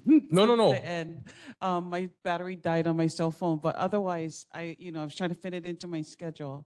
And so everybody should go to that training session because it makes such a big difference, yeah, on presenting testimony. And so I'm grateful to hear that you're going to have something at the library. I think that'll be amazing. And they also have computers, so it can help us with that. When do you plan on coming out with the survey results? Because I was one of them who filled it. Yes. So I'm hoping come this time next month for the neighborhood board, I have a comprehensive way to deliver it to you folks. Because qualitatively right now, the way that the survey results were taken, it's kind of hard to divvy it up into one form or fashion because I'm trying to figure out how to upload it. So it might have to be done as a slideshow via PDF, but I think if that's the way I have to go, I will. And then that way I can hopefully, because right now all it breaks it out is by pie chart. So I have to like manually do it each and every question. And as you know, it's kind of a longer survey, but I wanted to Very long survey. It was, but I think it was interesting to get some insight. Like I will talk about how folks were very not too sure on marijuana, but there was a much more urge to explore potential ways that a state lottery could be facilitated, which is very interesting. But for me to see that data-wise, that there is an appetite for what we want and what we don't want. I thought it was really long and very good. And since now I'm hearing that you only got 150, I'm saying only because of the population, because you were trying to just Nanakuli Maili. Yeah, so I tried to specifically target Nanakuli Maili. So as we send mail to you folks, the only way I have an address is that if you're a registered voter. So we went over the postage allowance in November and December to send out to everybody in District 44, and they got it as a postcard to scan to take the survey results. I did my best to put it out there. I'm sure I could have done more, but I'm just suggesting that because I saw that you covered so many plethora of issues, public safety, everything. I loved it because I want to know about all the different issues and most especially to express myself as far as how do I feel about gambling, crime, all those things. But I think maybe a more focus, like for example, PTSA education, right? Like kind of canvas them. And then, go with the PCNC, there's a public community network coordinator at the schools. They have one at every school. It was legislative mandate. Maybe they can ask. Or the just like parents. one question per survey, like, how do you feel about this issue? Yeah. Yeah, kind of narrow it down to where you think, and then maybe homeowners would be another type of thing. I don't know, but I give you credit for trying to get, the voices of everyone and trying to be makaala to what the constituents want. So I appreciated it. I totally, totally appreciated it. It took me over 30 minutes to finish the survey. Sorry. No, that's okay.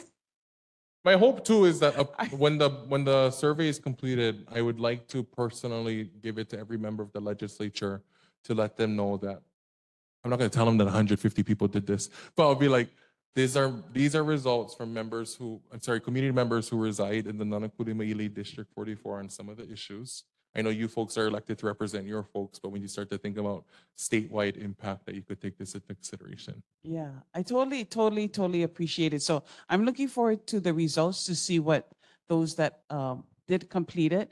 Did you ever go and look to see if people aborted at certain part? No, everybody finished it, actually. Everybody who finished stayed with it finished Yeah. it. Okay, you would have gotten results if somebody started on certain questions and Yes. aborted. Because they would drop off after a certain question, but there was no half check-in responses. They were all the way through. Yeah. Okay. I Okay. just wanted to share that. Thank you, board member. Very good. Thank you very much, board member, community members, anybody online. A couple things I would like to ask. Oh gosh, I just lost my. Oh, yes, please. If you could update us, and I'm super disappointed that DHHL is not here tonight. I know they're short-staffed, but I find it hard to believe that not one person was able to come here and give us a presentation. So maybe you can help us to the best of your ability. Yes. With regard to Uluke Kukui, we understand that their lease is ending on February 20th. I understand there's maybe a couple dozen residents that really don't have housing after this. Is there any plan on where those So 20-ish are going? If you will indulge me, Chair, I just want to, the hard part, I think that folks might not see the underlying issue is that at the time right now, the Department of Hawaiian Homelands is charged in serving beneficiaries who are considered waitlist of DHHL, which is 50%, right? And so I want to make it clear that DHHL is not discriminating against any non-Hawaiian who doesn't meet the statutory requirement, but they're filling their fiduciary duty. And from my understanding, it predates, I think, 2018, that this facility was always meant to go back into the department's hands. I think even when I was a board member with some of you folks, that was always the master plan, because at this point they have to renovate it and they're going to be using it, from my understanding, as DHHL rentals. But from what I was told is that they're trying to get everyone who can qualify for some form of housing or starting to transition to housing is happening. I also want to talk about that. I think for me personally, this session, I've pushed back on some of the governor's ideas for housing, because for me personally, I think $1 spent for DHHL is $1 well spent. And we constantly hear this talk, especially I think from folks in the Senate and the House, that we want to make Hawaii for Hawaii residents. And the only legal way we can do that is discriminatory through the Department of Hawaiian Homelands. And I don't know why this is such a large concept or a new concept for folks to swallow that. I think upon Kali, them encumbering the 600 million, there will be potentially about 3,000 units where 600 million, I think it's spent elsewhere into tax credits that will eventually go back into the private sector as money not well spent. So if you folks see me pushing for that, I think it's important for the community to talk that we don't have to reinvent the wheel. The future to solving Hawaii's housing crisis lies in exhausting the wait list. And you, Hero, even said the same thing when I posed it to them.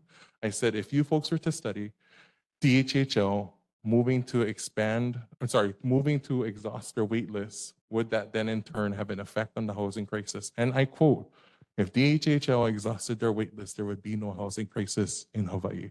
So for me, it's more than, I think now than ever, that my members of the legislature need to know that the money well spent there is money to keep Hawaii residents here. I also posed it to, to DHHL in that finance briefing, that I want them to implore Congress for cesspool conversions, and we talked about that at DHHL's meeting in December, because they need to understand that the homeowners don't own the land. And so they are in talks, I think, to draw down congressional funding to help fulfill that act. But I think they're also looking for ways that to make sure that is followed through as well. Sorry, now that I'm remembering, OHA has new leadership and they've expressed that they would love to do a town hall here in the community. I'm still just trying to figure out in terms of the legislative session to do in person or virtual. But please know that we'll probably be coming in the next month or two. So, sorry, Chair. Thank you. No problem. I would also like to just state for the record that I very much agree that property is being used for homesteaders, for waitlisters. So I absolutely agree. And then when DHHL comes through next month, we'll be able to pose a lot more clarifying questions for them as well. Go ahead, Board Member Tector. I want to thank you for closing us out in November. That was an excellent report. I did have a chance to go through all, everything you did, and helping the children at Nanakuli High School with assisting us financially with membership, because that cost shouldn't be the cause. So we've gotten, excellent response, and also having them participate. As far as the DHHL is concerned, the people have gone through a lot, and, you even assisted us with the Kalima and so forth. More to come. They've never really wanted to discriminate our people. However, we still need to revisit a lot of the treaties that was from the very beginning, the get-go, and down to sewage. We were once ag and pastoral, so it was okay. Now that we're residential, so a lot of things have to be clarified again, and why. And of course, as Erin had mentioned, environmental, which makes sense, definitely. As far as homes are concerned, interestingly enough, like visited different places on the island. Eva Beach, they're building that Baikai. If they got private developers, investing in our islands, and we're the only state that have to show blood quantum, that's not discriminatory. They're discriminating against us, that we have to prove that we're Hawaiian to be on the property. So I think they flipped it. Now private people can come here and buy mass lands. They're not going to go wide, they're going deep while we're waiting. Some of us may have received funds, but still no place to move into, transition. We're trying to work together, the Ulu Kekukui. If there's going to be repairs and they receive government monies, then we have to let all ethnicities, which we've assisted enough ethnicities. So I don't think our people have discriminated. So as Kali Watson goes through this exodus, we're here. There's a lot of people that have the mana'o to say, okay, now what? We're waiting. We're ready. And 2024, we're behind you. So thank you so much. Thank you. Yes. And I think sorry, Chair, if I can respond, that it's hard a position to be in, right? But I think from both sides that for folks who don't have history on the project, that there was a stage in, right, to get housing there. You have to know that there were folks very upset as well, that they felt like they were overlooked by housing, right? But ultimately it goes back to the pitting Hawaiians against Hawaiians. Nobody wins in that capacity. But I go back to a federal mandate should be amended to fix that, right? But I think that's where OHA can come in to fill those gaps. But I want to talk about the October town hall that you folks were a part of. The Attorney General will credit that town hall for the mass swift movement that occurred afterwards, because you folks bringing that to speaker's attention and debriefing afterwards, the fact that we got the emergency case hearing in 5 days scheduled to repeal the one contested against the lawsuit is unheard of. But Attorney General Lopez will point to the fact that that meeting was a catalyst to move it much quicker. So I'm just grateful that you folks were able to echo that to her alongside with me. And then Board Member Tector, I would also wanted to reference that there's the public trust doctrine that water is legally allowed in trust by the public, that water is supposed to flow freely in its natural movement, and any water that is then diverted needs to be approved. So in the case of illegal water diversions, that should always be reported to the state because water is held in a public trust. Okay, very good. And then we have a question online. Auntie Kapua, if you can unmute yourself and go ahead. Aloha, babe. So I just want to say I that. apologize. Auntie Kapua, can you repeat that one more time? Okay, college. And when that item came out, that C1, the testimony, Chair was almost ready to pass it by. Oh. We got testified. Your mom went up first.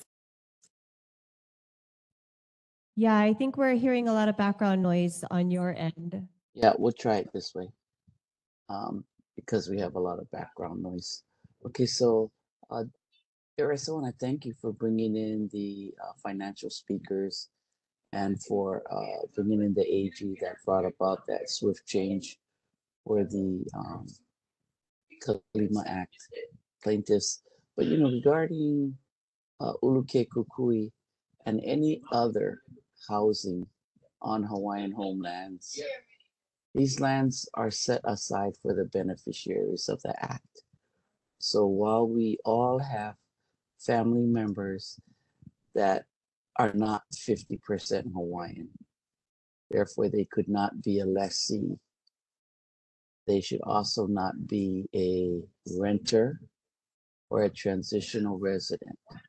It is not that we don't feel for them, that we don't have empathy for them, but it's that the Hawaiian Homes Commission Act was to bring the 50%ers as identified by Congress, because we all know that Prince Kuhio wanted anybody who could prove they're Hawaiian.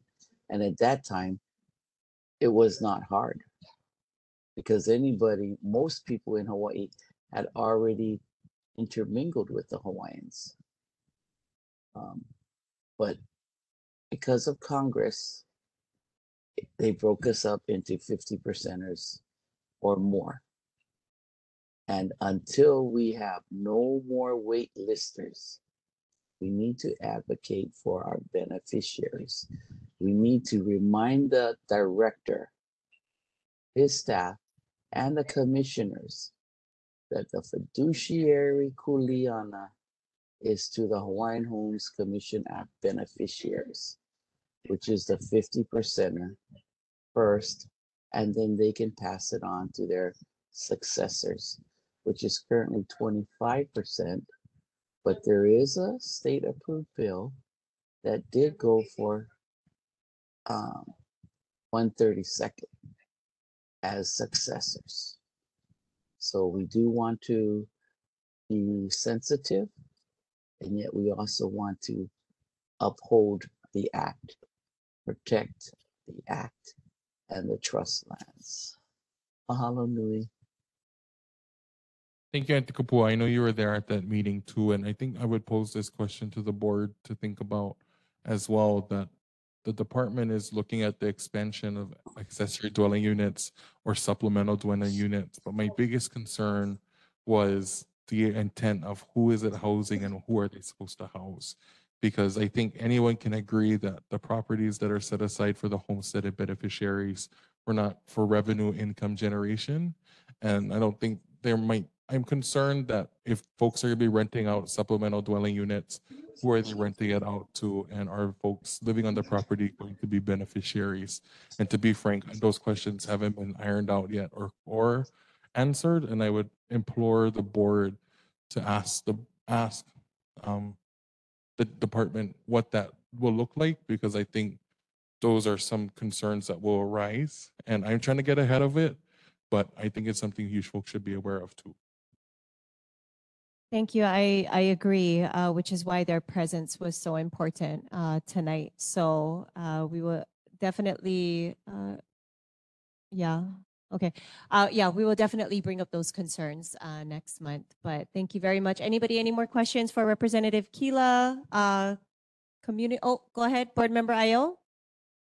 It's just to congratulate you because you're going to be on the oversight committee, correct? Oh, yeah, Part of that. I got appointed wanna to let the everybody Act, know the he's Act on that committee for 279 oversight. committee. So everything DHHL is much of a priority for me. Great, awesome, very good. Board members, any other questions? Okay, we'll go ahead to community. Uncle Ed's, go ahead. Oh, mic in my nose then. Yeah, I know, last year, me and Darius, went to Hawaiian Homes, concerning about the fire break, on the cutting. And, I know that the state were gonna pick it up. They get the funding now to do the cutback. And with the help with DHHL, I mean, it took them a while before they went kind of understand what we were doing, yeah? And me and Darius sat in that meeting, and, I thank Darius for taking a charge on that. You know when they might be starting that? Yeah. So Uncle Ed is asking about appropriations to the department for wildfire mitigation. The Department of Hawaiian Homelands requested $20 million to do their own wildfire mitigation onto the properties and abating properties to their existing, homelands. And then independent of that, the Department of Transportation is asking for reoccurring funding for $10 million to do statewide. So anything that I don't know if you folks, so post wildfire in Lahaina, right? I think it's been a top of mind. So if you look from Honakai, I'm only going to talk about our district, but from Honakai all the way to Maili, I've never seen some of the side of the 10-foot breaks that exist. I mean, especially in that Honakai stretch, I didn't even know there was a fence there. Remove the homeless camp there. I would even implore you, Chair. I don't know how if a PIG would be something for the board to explore in regards to testimony with the legislature. As you know, it moves quickly, but I think having the board have a larger presence depending on testimony, but sometimes it's hard for you folks to figure out what testimony or what bills are a priority because you folks are subject to sunshine. But I think a PIG would be good to look at legislation that's moving forward, especially with the state budget and how that folks have impacted you. So as of right now, what Uncle Ed is asking, the department is expediting some of the wildfire prevention, but they need reoccurring funds. So they're asking for 20, DOT asking for 10. DOT did a lot of the work for private, city, and state agencies to do wildfire mitigation. So as I continue to thank Ed Sniffen for the work that he does in this community, thank you, DOT. Great, very good, thank you. Hey, how awesome that is, eh?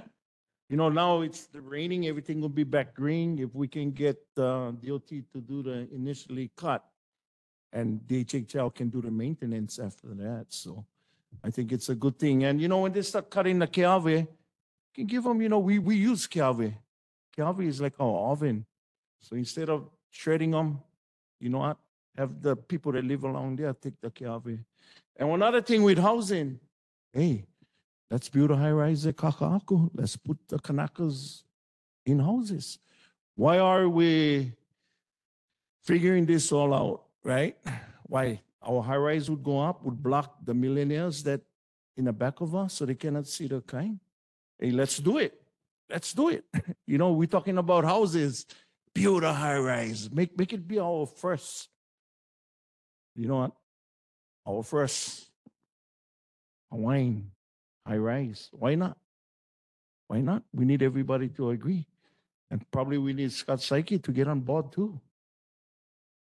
That's his district. Now just think about it, $500 a month can put our people there. I mean, give us a chance. This is our Aina. Why we cannot come out and speak in what we need to be done? We all got to rise.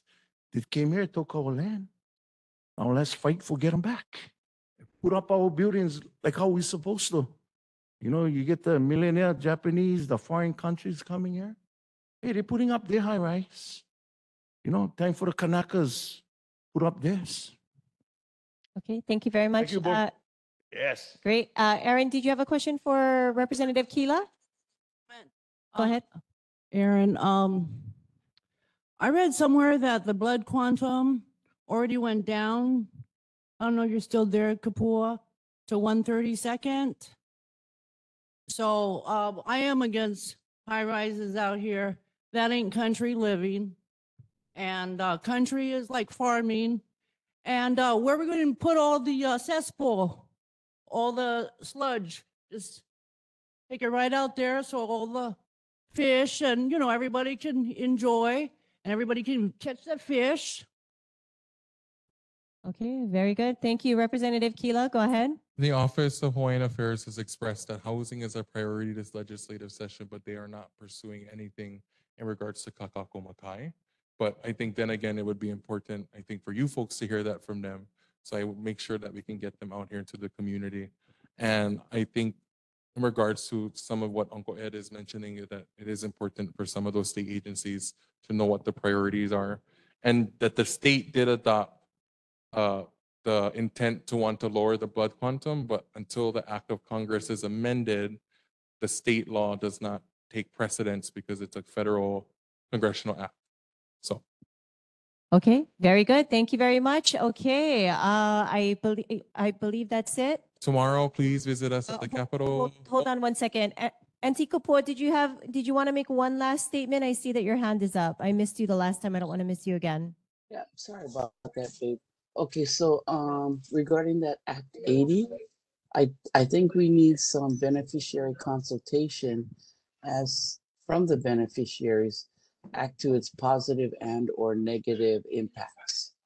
Because for the most part, it would positively allow successorship from the lessee to their children, to their grandchildren, to their great-grandchildren, which is what I believe Prince Kuhio had wanted us to do.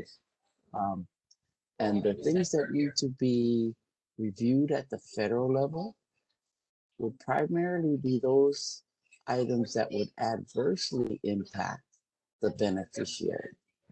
So again, this is something that could and possibly should be vetted by the department as to gathering the beneficiaries that are currently on the list and how they and their family members feel about it.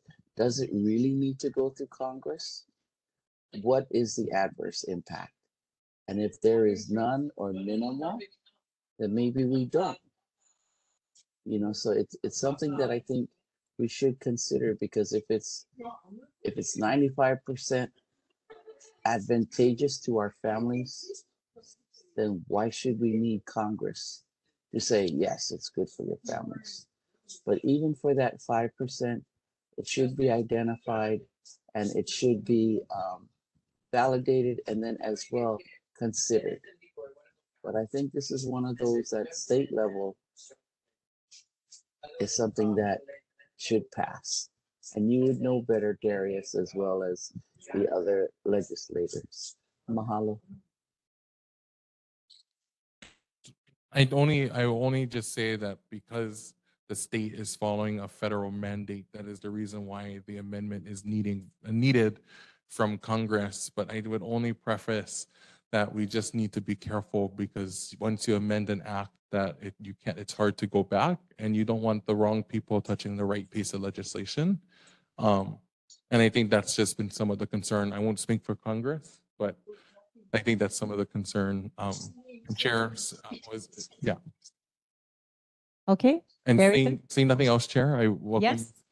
Thank you so much. You have a very long day tomorrow. Go ahead. You can close. Yes, okay. So thank you folks again. As I stay committed, please engage with me consistently. I will put it on top of mind to schedule OHA, whether it be in February or March, and to do that presentation to our community.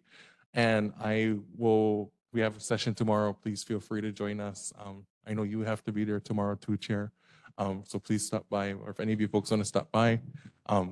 Thank you guys for letting me be here. I'm going to go home if that's okay to get ready for tomorrow. Yes. But Thank you so much. Yes. Have a good night. Please. Mahalo. Thank you very much. Wow. Look at the applause. Nobody else got that applause, but well deserved. Well deserved. Very good. Okay, before we move on, community members or board members, please, there's pizza, drinks, and cookies there if you would like to get something to eat, please go ahead. But at this time, we're going to go ahead and call up Army Representative. Aloha. Happy New Year. Thank you so much. He always enjoys coming to our neighborhood boards in person, don't you? Look at that smile on his face. I mean, come on. Hopefully I get that type of reaction. Madam Chair, board members, aloha, happy new year. Before I get started, I want to introduce a member of my team who's here with me today, Selena Genkowski. She's from the U.S. Army Garrison team, so a lot of these RFIs I get, I'm not the expert in everything. I usually send them back to her team, and she makes sure the right expert gets it so that I can get the information back to the team. So I appreciate her joining. She's in charge of all the neighborhood boards across Hawaii, so I told her she experienced the rest. Now she needs to see the best in action, so that's why she's here today. Speaking of RFIs, before I get started, board member Corona had an RFI from the previous board 2 months ago about the wildfires that we were fighting over in the Big Island. The PTA, you asked if that was on Army training grounds. That was on the PTA Army training grounds. And we deployed Chinook helicopters, Black Hawk helicopters, bulldozers, fire trucks, and bush trucks to fight that. And it was contained within those Army grounds. So that's the follow-up from that RFI. Moving on to just have a couple quick updates. We missed the job fair for this month, but the next job fair is going to be in February. On February 20th, that will be at the HMR Youth Center beginning at 8:30 and ending at 2. Some training advisories for this month. East Range has some helicopter training on the 18th, 23rd, and 25th of January. That's during the day only. Additionally, there will be some artillery and mortar training. That's today through the 19th, the 24th and 25th, and then the 27th through the 31st. And then there's demolitions training scheduled for day only on the 27th and 28th. Finally, over on the Big Island, the Vietnam Veterans Memorial Fund has announced display dates for the Wall That Heals. That's the first ever visit to the state of Hawaii in 2024. It's a mobile exhibit that will be on display in Hilo, Hawaii, 24 hours a day, starting on January 24th until January 28th. And basically, this is a 3/4 scale replica of the Vietnam Veterans Memorial, along with an education center to just talk about all the things. So that's the first time visiting the island of Hawaii. So pretty excited about that. Other than that, that's all the notes I have, pending any questions from any committee member or board. Okay, very good. Thank you very much, board members. We'll go to board member Ayo and then board member Corona. Go ahead. So they're only going to be on the Big Island of Hawaii only? They won't come to Oahu? Yeah, this time, that's what I'm tracking. Yeah. Okay. Okay, board member Corona.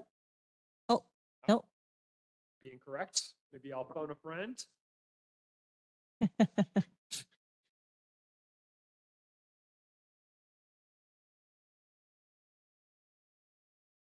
Visit their website. I believe they're going to Maui as well. They're not coming to Oahu, just on Hawaii and Maui. Would you mind just stating your name for the minutes, just to make sure? Selena Gentkowski. Thank you. Thank you, Selena. And welcome to the West Side, the best side, truly the best side. Very good. Okay, community members, any questions? Seeing none online. All right, very good. Well, thank you very much, Lieutenant Colonel. Happy New Year. We always appreciate you being here with us in person. So drive home safe. Thank you. Appreciate it. Okay, aloha. All right, and thank you for joining us, Selena. Thank you. All right, very good. Okay, well, next up we have Navy Representative, Uncle Victor. I don't see him online. Oh, there you are. I apologize, Danny. Please go ahead if you can unmute yourself.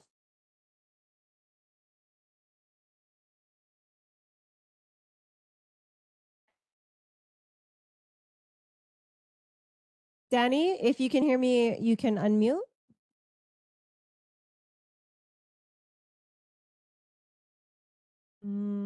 Okay, well, maybe we'll come back to you.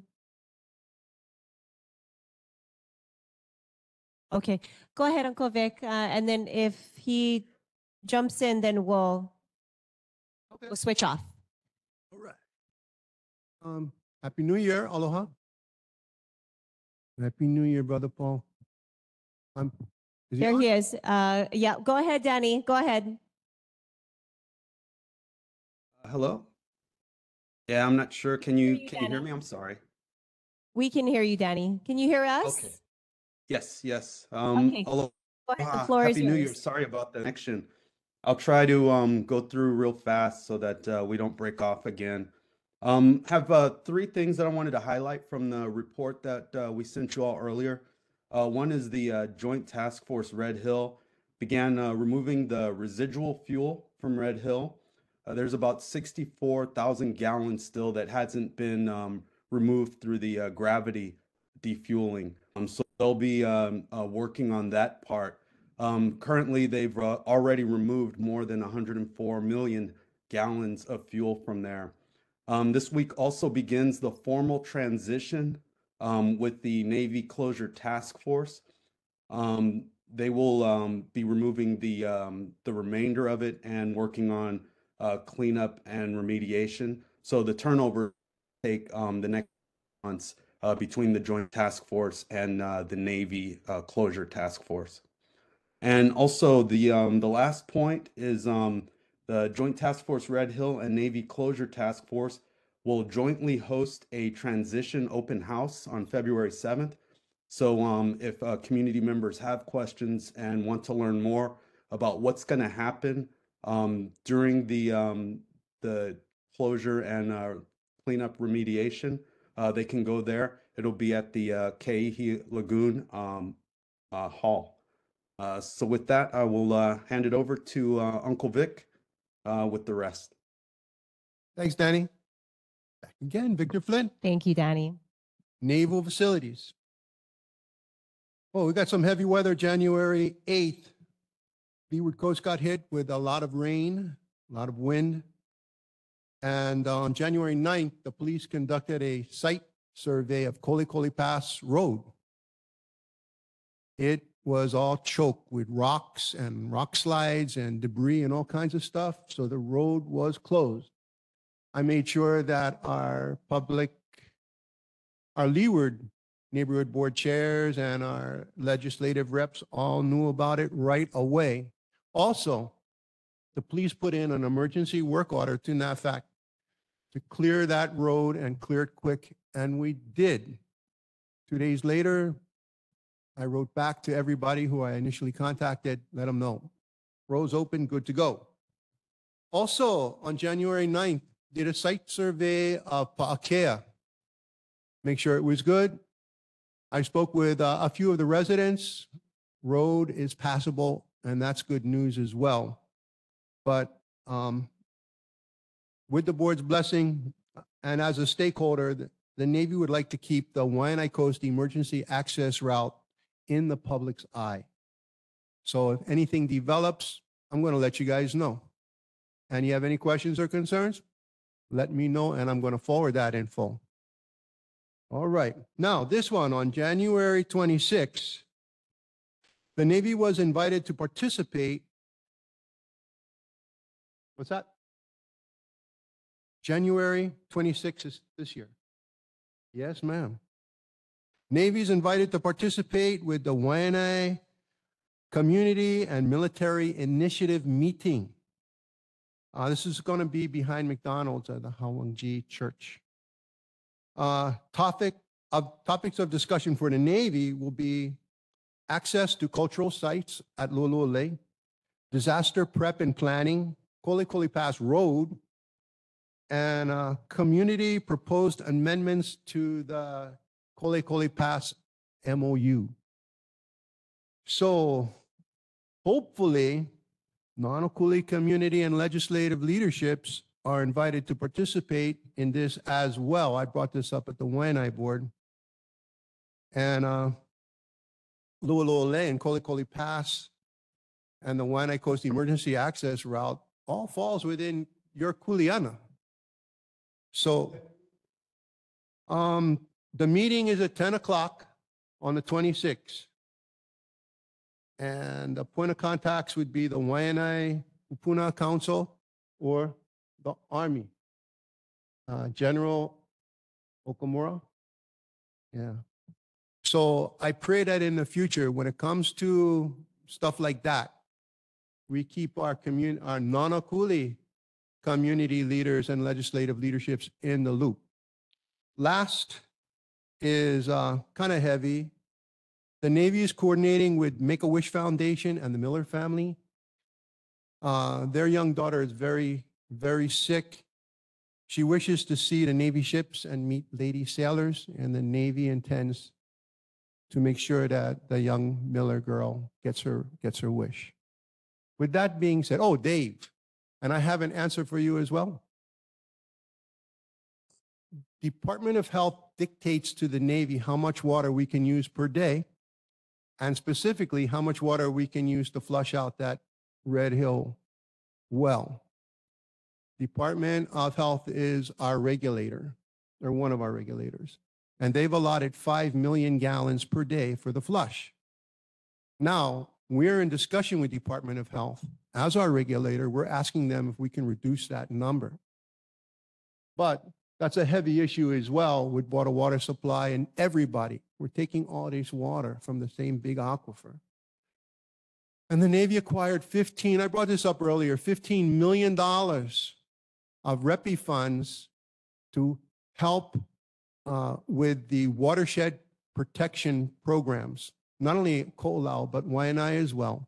Watersheds is like a water making machine to help restore our aquifer, and those programs will help big time to eradicate invasive species and other ways that cause erosion. So we want to do our best to right the wrong, and that 15 million is going to go for watershed replenishment. Again, that's all I have. Any questions for myself or Danny? Okay, very good, board members. Board member Corona, go ahead. Yeah, Vic, thanks much for that. I'm just very big on water, just so much that the 5 million a day, that's 100, is that 24 hours pumping? 24 Yeah, hours? Okay, so that's per day, 5 million. Oh, 5 million per day? Yeah. Okay, so that's a lot of water, and that's been going on for a long time. And watershed's not going to replace that much water in what it need, its intent. But so Department of Health. So our elected officials not here right now, but I would like to figure out how I can reach out. Can you give me a point of contact for DOH that you folks are dealing with, so I can ask the question? Because I don't know how much flushing needs to be flushed out of our aquifer when 5 million, it's a lot of wasted water, in my opinion, after such a long period of time. And if the levels are satisfactory enough that they can be stopped or reduced, then I think that needs to be done. So if you can, when you get a chance, email me your point of contact or who I can reach out to, and then start engaging with them just so I can get a better understanding. And I think maybe other people might want to be interested as well as knowing about that. So Absolutely. And thank you. We want the same thing. Okay, very good, board member Myers. Then we'll go to community. Uncle, we're going to you after.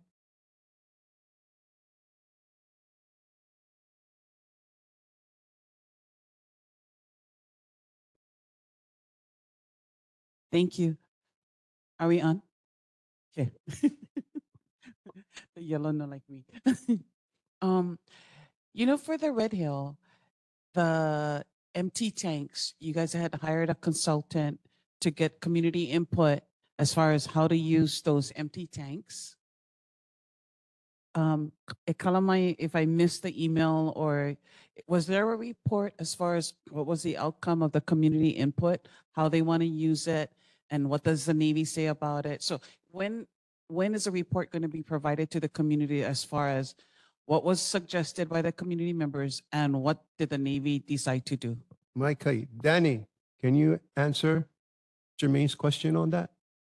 Yes, so I believe that the surveys, all the surveys and the questions that came in have been posted on the Navy Region website, and I will put those in the chat block here. If not, if I'm unable to get it there, then I'll make sure that the chair gets that link. But as far as what's going to happen after that, I don't think that decision has been made yet, but I will follow up. Mahalo. Okay, very good. Community members, questions? Uncle Mark, you had a question for Navy. Go ahead. You can go to the microphone. It was in a newspaper, Mr. Corona, about the permit, or what we're talking about, the flushing. this morning's paper. But they're not gonna do it. Yeah. So you just like me, I need hard copy, yeah? I pounding the drums and blowing the pool still yet. How was that?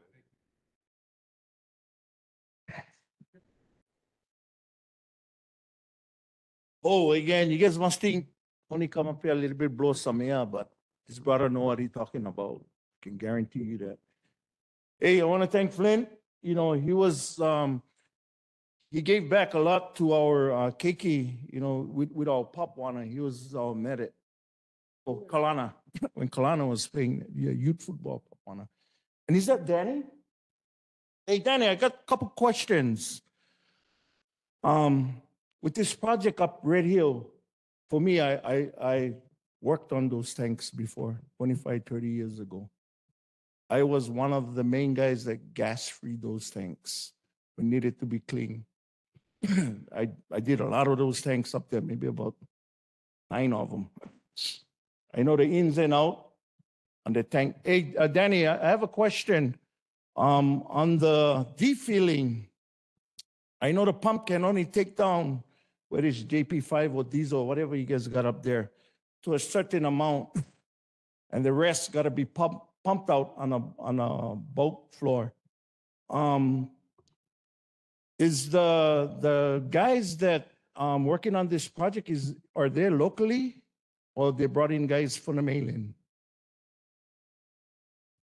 Thank you for that question. I believe we should have someone from the task force online. I believe there was someone here. Maybe they can help answer that. Someone from the Joint Task Force. Good evening. This is Commander Nico Melendez with the Joint Task Force. Can you hear me? Yes. Okay. Thank you. Thank you for the question, and board, thank you for allowing me into the meeting. The Joint Task Force, we actually didn't use pumps to defuel. We defueled the majority of the fuel using gravity, but the contractors that we employed are companies that have a presence here on the island. So there are a number of local companies and a number of local employees that actually live here on Oahu. Oh, that's great. You know if those companies ever did that before? Because the reason why I asked, I it believe takes a lot of coordination to get something that big and coordinated. They are companies that historically, I believe, the Navy has used before the Joint Task Force came into being, and many of those companies continue to work at the facility. So they have experience at the facility, yes. Yes, yes, that's great. But it's important important to note that the majority of the defueling is complete. We're down to about 64,000 gallons, and by the end of March, we'll be down to about 4,000 gallons that the Navy will be responsible for removing using other means. Yes. So for instance, once gravity can't get the bottom of those tanks, and I guess it's thousands and thousands of gallons, would you guys be using air pumps, diaphragm pumps, to pump it to where the Humane Society, would you guys be setting up some kind of bulk storage tank, like frag tanks out there to get the residual, even with the wash water, to get it, because by then you're gonna have to pump everything out. There's nothing you can gravity out to those storage tanks that where the Humane Society stay, and where once the thing get there, the vacuum trucks will take it to probably the refinery. Because a lot of the fuel went to the refinery too, yeah, in Campbell. So currently, we have about, as I said, about 64,000 gallons of fuel total left in the tanks. And that fuel, about 60,000 gallons of it are going to be removed by using low point drains and vents. Once that is complete, there'll be about 4,000 gallons left in other portions that we can't access, that the Navy will actually have to go in and open up different areas of the facility to get that 4,000 gallons out. How they will do that, I'm not part of that team, so I apologize. I don't have the answer to that question. There will also be about 28,000 gallons of sludge, sediment that settles to the bottom of the tank, and the Navy Closure Task Force is responsible for doing that. And it's a process that's been done before, and they have the techniques, the tools, and the concept of operations that they're working with the regulators to ensure it's done safely and environmentally friendly, and so it doesn't impact the community. Oh, that's great. So for instance, We're gonna once close up this once once the tank is drained and people gonna come in and wash those tanks, do you guys have or do you know the wash water, where the wash water gonna be going? I'm going to ask you to respond in 10 seconds if you can. Go ahead. The Navy has experience cleaning. I don't know that they necessarily clean it with water, but I'm happy to take that question back and work with the Navy to get the board chair an answer and provide it at the next meeting. Okay, that would be good. Hey, if you guys ever need help, come to our neighborhood board. They can get in touch with me and I can sit down and let you guys know exactly how to clean this underground storage tanks. I did it before. Yeah, yes. Thank you So for the please, if you offer. could put your name in the chat. We only see a phone number. And if you could put your contact information as well, we want to be able to have that available for the community. Yes. Okay, very Will do. good. Thank you. Thank you so much. Okay, we're going to move on. Community members, we will be moving on to board business. Board business, first item is $1,000 for community outreach. So I just wanted to let board members know that I will keep this on the agenda until all of the funds have been spent. So if you don't have any suggestions right now, that's fine. We'll go away and just kind of, chip at it every once in a while, every single month when we can. And at the board's pleasure, we will go ahead and take a vote if the board decides to take a vote. So go ahead. First up, Board Member Corona. I guess I need the definition again of what was it? Community outreach. Is a meeting considered community outreach? I'll go ahead and defer to our NCO. Go ahead. Specifically, committee meetings, are those considered community outreach since community is invited? It's an open forum, so therefore is that considered community outreach? Am I good? Can you hear me? Okay, we're good. Committee meetings, even though community is involved, are not considered community outreach. That kind of falls into the realm of either I believe October's question about if it could be used to pay for like Zoom memberships for committee meetings, refreshments for meetings and stuff like that. That falls into like that same realm.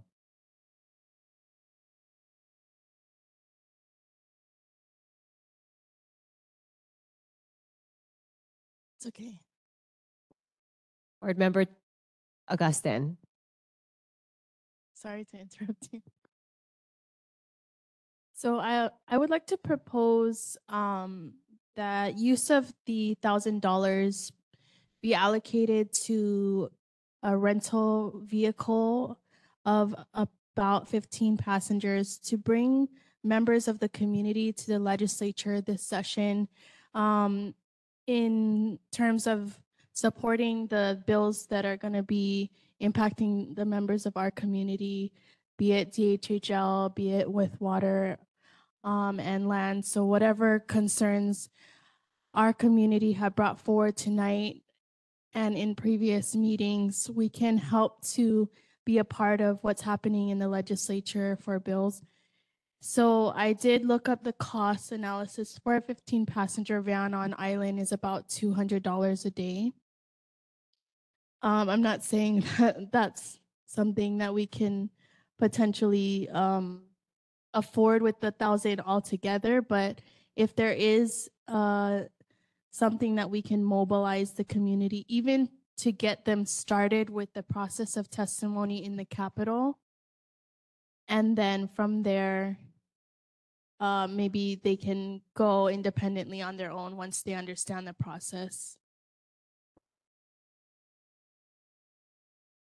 Okay, so this portion of the agenda I'm new to, so I don't know how we can open up for discussion.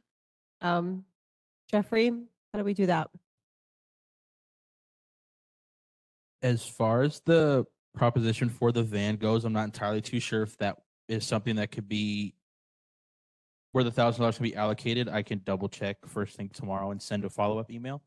I don't want to give a certain answer because this is the first that's been brought up to me as well.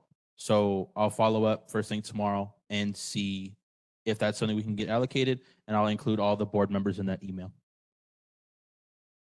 Okay, so as he's following up, maybe we can open for discussion. Okay, go ahead, board member Myers. The only concern I have about that request is that transportation liability, as far as there's an accident, a car accident, if they get hurt at the state capitol. But to get the same Representative Kilo was just talking about using the library. I think that you came up with that idea of using the library for testimony. I mean, maybe coordinating for them to come here and see what it's like to give testimony online on Zoom, as well as maybe have Rep. Keela set up certain meetings with certain legislatures to introduce themselves to them or something, but make it a day where people get food and where we pay for the food at the library using a meeting room, but we don't have the liability and the minimizing only 15 people on the van. Like, like, is it going to be board members and their families, or is it going to be community members first come, first serve? Like, how do you choose the 15 individuals because it's limited to the van versus if we had it, say, in the library, in the meeting room, or in this room, and, hooking up for the legislature? Because I attend legislature on Zoom. I sign up for public testimony on Zoom. And then if I can't go to the state capitol for whatever reason. So that's just an idea. I mean, I'm just looking at to use the money for more than 15 individuals. If you're saying I don't know how much the cost would have been, but I totally like the idea of engaging the community with legislature, because our neighborhood board does encompass, moving legislature to get community problems solved. So I really, really like that idea. Just wanted to expand it on getting more people. Thank you, board member Myers. Board member Tector? Yeah, I would like to entertain that proposal with the thoughts of the liability, irregardless, because this is a voluntary, seat, and anything we do coming here, going to legislation, but trying to advocate everything that comes from the community, the concerns need to be addressed. If it's not going to be speedily expedited via representatives, senators, Congress, we can at least educate ourselves, because this is a 2-year process. We don't have the whole year to say, oh, well, let's do this, let's do that. If we may get clarity, if the public is allowed to utilize that, then so be it, and we cover the cost. If not, if it's just for our board, and if that's allowed, so be it. Whoever would like to be educated and come back with answers instead of, I'm going to defer it to the next month. We've been doing this for decades. We need definite decisions that can truly expedite something, and be it a petition. I like the mobile, I like the Zoom, but it's more impactful attending when we attend. And if children have a better impact, then if it's allowed, get the parents' permission. There's always avenues that we could kind of insert that and make it legitimate. So yes, thank you. Thank you, board member Tector. Board members, any other input on this? Oh, I'll go ahead. Auntie Kapoy, if you would like, go ahead. You can unmute yourself. Okay, so I just wanted to share that this is a great opportunity for the community to engage at the legislature. So definitely need to attend or view Rep. Keela's legislative instructions so that we have some preparation before we get there. as well as the legislative bills that directly affect our community, whether it be a Nanakuli Waianae thing or a Hawaiian homelands thing or whatever it may be, so that when the community goes, they have some information in hand for them to actually engage the legislators. And as a group collectively, when you engage legislators together, it's more effective when you're all working in cohesion with each other. So not to say that 10 or 12 need to be in only one group. They could possibly break up into smaller groups, but I like your train of thought. Good job, you folks. Mahalo. Thank you very much, Auntie Kapua. Board members, should we, I apologize, Board Member Augustine, did you want to respond? Yes, I think moving forward, especially tomorrow's opening day with the legislature, getting our community mobilized and active is going to be a challenge, but it's possible. So I think working within all of the different avenues of our resources and networks to help our representatives, our senator, to let individuals of the community know what's currently being activated, and then how we can then, within the 24-hour time period or 48-hour time period of submitting testimony, we can meet at the library, submit testimony online, from there mobilize a vehicle and get a head count with names listed on how many can attend, and then move from there. So it's going to be an on-site activation process, but making that type of availability to the community, I think, can really enact change. So I'll postpone until we get word from our assistant to see if that's a possibility for our funds to be allocated to that. So, okay, so just so you know, if we postpone, then we're not able to take a vote on it until next month. So But we can't approve on it without knowing whether or not it's possible. Legislature bills are due at the end of January, and then testimony submissions begin following that. So I think maybe we might have just enough time to approve it within our next meeting, so we can find out from there and propose this on the agenda for February.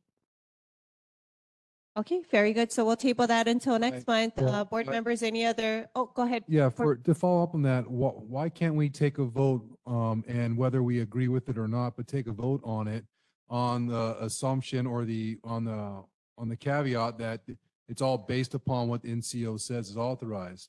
Therefore, if NCO says, yes, that is good use of funds, it's acceptable, we've already voted on it, now they just have to do the paperwork to get it through, or they say it's not good, then we know that it's not going to be valid. Therefore, we don't have nothing gained, nothing lost. But instead of waiting another month, I'd say we make a motion on it, take a vote on it, and then with the caveat, it's all contingent on NCO authorization. And that's it. But that's my thought on it. Okay, go ahead, Chair Myers. If we're still in discussion, the point that I was just making to Mapuana regarding the proposal is, if I don't even see them come to the neighborhood board meeting and make an effort to engage with us and our legislatures on the neighborhood board level, then I'm kind of questioning, like, how come you're not introducing them to come to the start with the neighborhood board system or come in online? And then just right now, it's like, okay, let's just send it to the legislature, because we're a medium where we have all of them here. And just to know your own legislatures first and engaging with them, there's town hall meetings that Rep. Keela had, and he said about legislative proposals. Hardly anybody showed up for that one. It was about, what do you want the legislatures to introduce to legislature? And he's our legislature, and hardly anybody showed up in Nanakuli High and Intermediate School for that night. And so I'm just wondering, are you making efforts to kind of guide them with coming here first and engaging with our own legislators, Rep. Keela, Senator Miley, and Councilmember Tupola, before you start going, okay, here, let's go see what the legislature, that's just what I'm questioning. Where's that step 1 first before jumping into step 10? Okay, very good. Any other discussion? Go ahead, Uncle Mark. You have something to say? Go to the microphone. Go to the mic.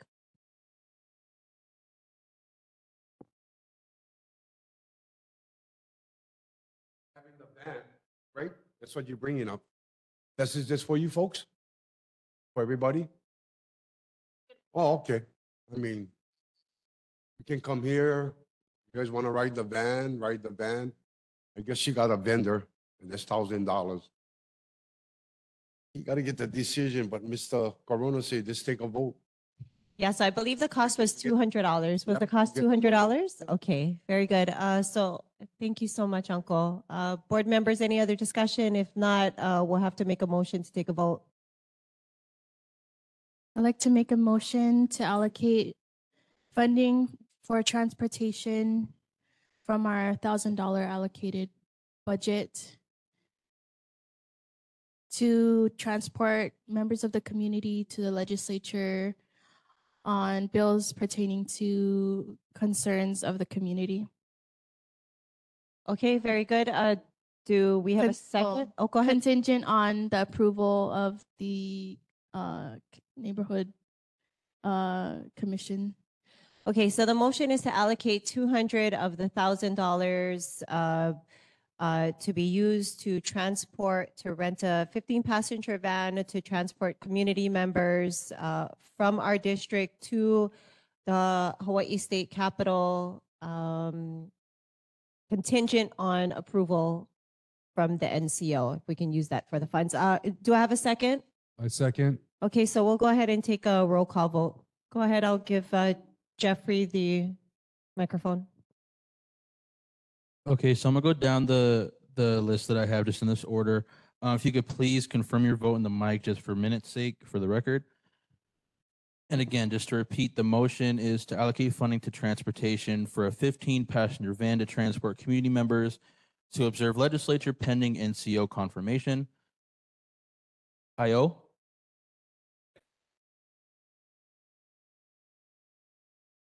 Augustine? Aye. Sector? Yes. Myers? Abstain. Corona? Aye. Ed Hano? Aye. And Naomi Hano? Aye. And Chair DeCourt? Okay, the motion is passed with a vote of 7 ayes and 1 abstain.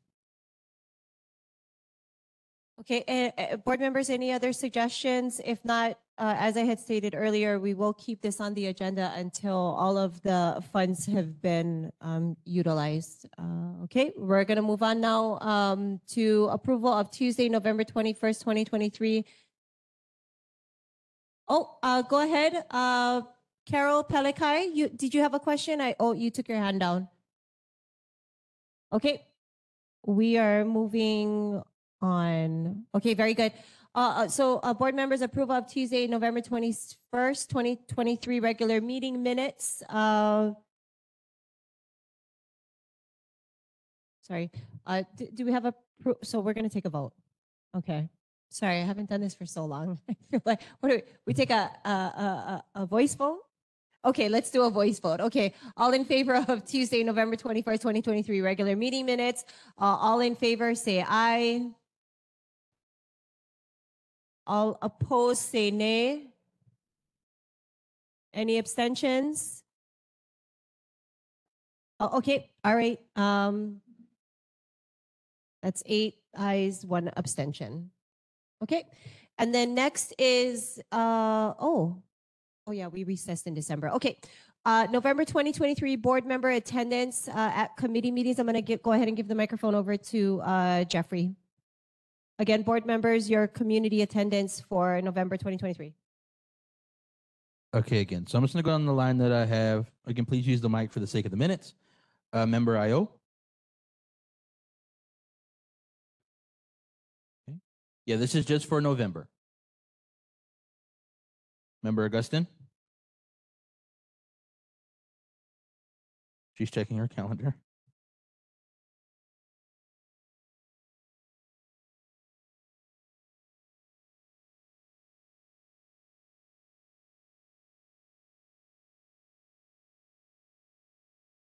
None for November.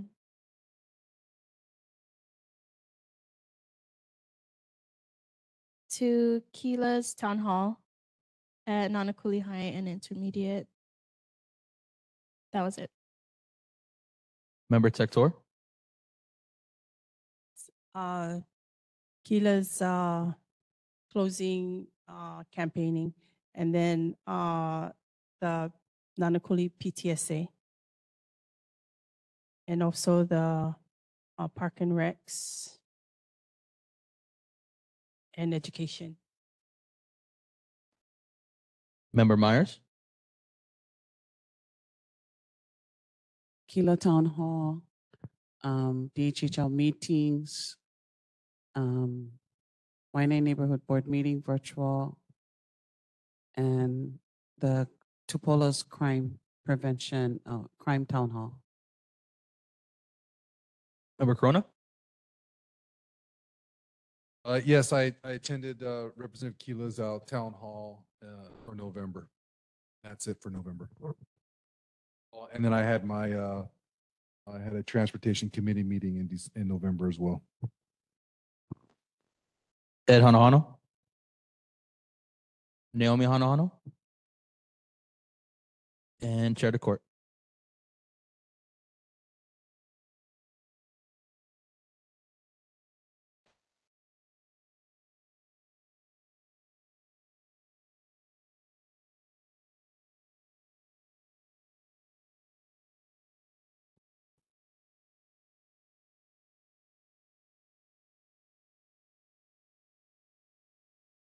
Okay, moving on to the next agenda item, December 2023, board member attendance at community meetings. I'll give it back over to Jeffrey to take the notes.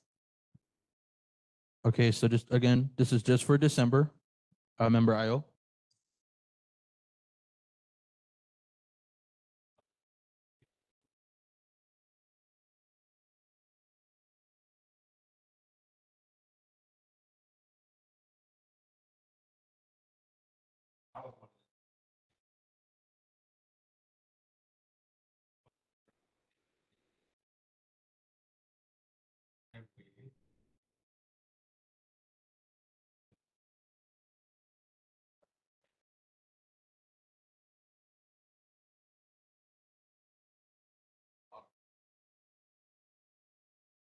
Most important one that I went to was on December 18th. I think that was publicized. I believe pretty much a larger number of Hawaiian communities. Nanakuli, Homestead, Food Station was there.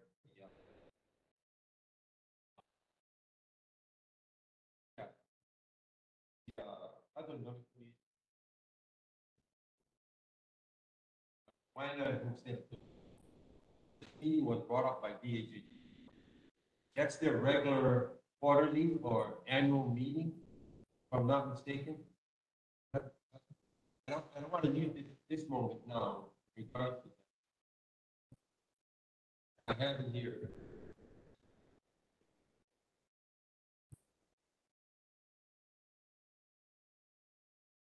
A photo of it.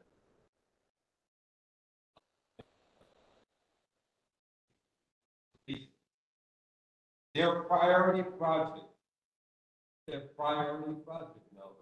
That's why when I attended that meeting, I had questions that all of their board members were there, including Polly Watt. Uncle, for now, I'm just gonna have you list the ones that you attended because we have 15 minutes left. So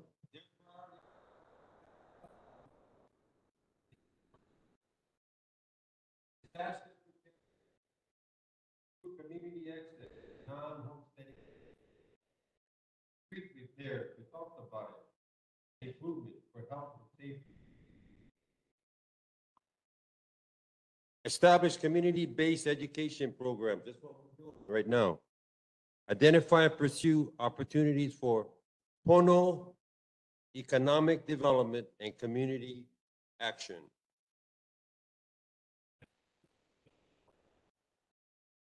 I'm sorry. I believe this to be true for all of us here on this board because all of us on this board are Hawaiian, other than the gentleman that's holding that mic. Yeah? We are blood Hawaiians. Seriously. I don't know how much I got, but I know I got Hawaiian. And some of the people in here may not have it either, but this meeting was very important for all of us Hawaiians, especially DHHL didn't show up tonight. Okay? They didn't show here tonight. So I would really, as a board member here, send a letter to them. Don't even send a text message, send a letter. Because that's what we're doing from our homeowners association. We're sending a letter certified that somebody signed the letter, that they received the letter for them to be here at our meeting, other than it's text and phone calls. But I just wanted to say that in regards to what we're doing right now. Okay, Thank you. any others? You're good? Okay. Member Augustin? The DHHL meeting and the Housing Committee meeting, the Park and Recreation Committee meeting. That's it for December. Sector?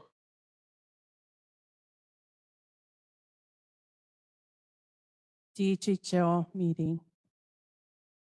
That's it. Member Myers?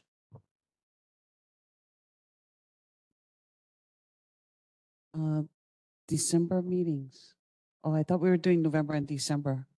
Oh, okay, because I told you November and December.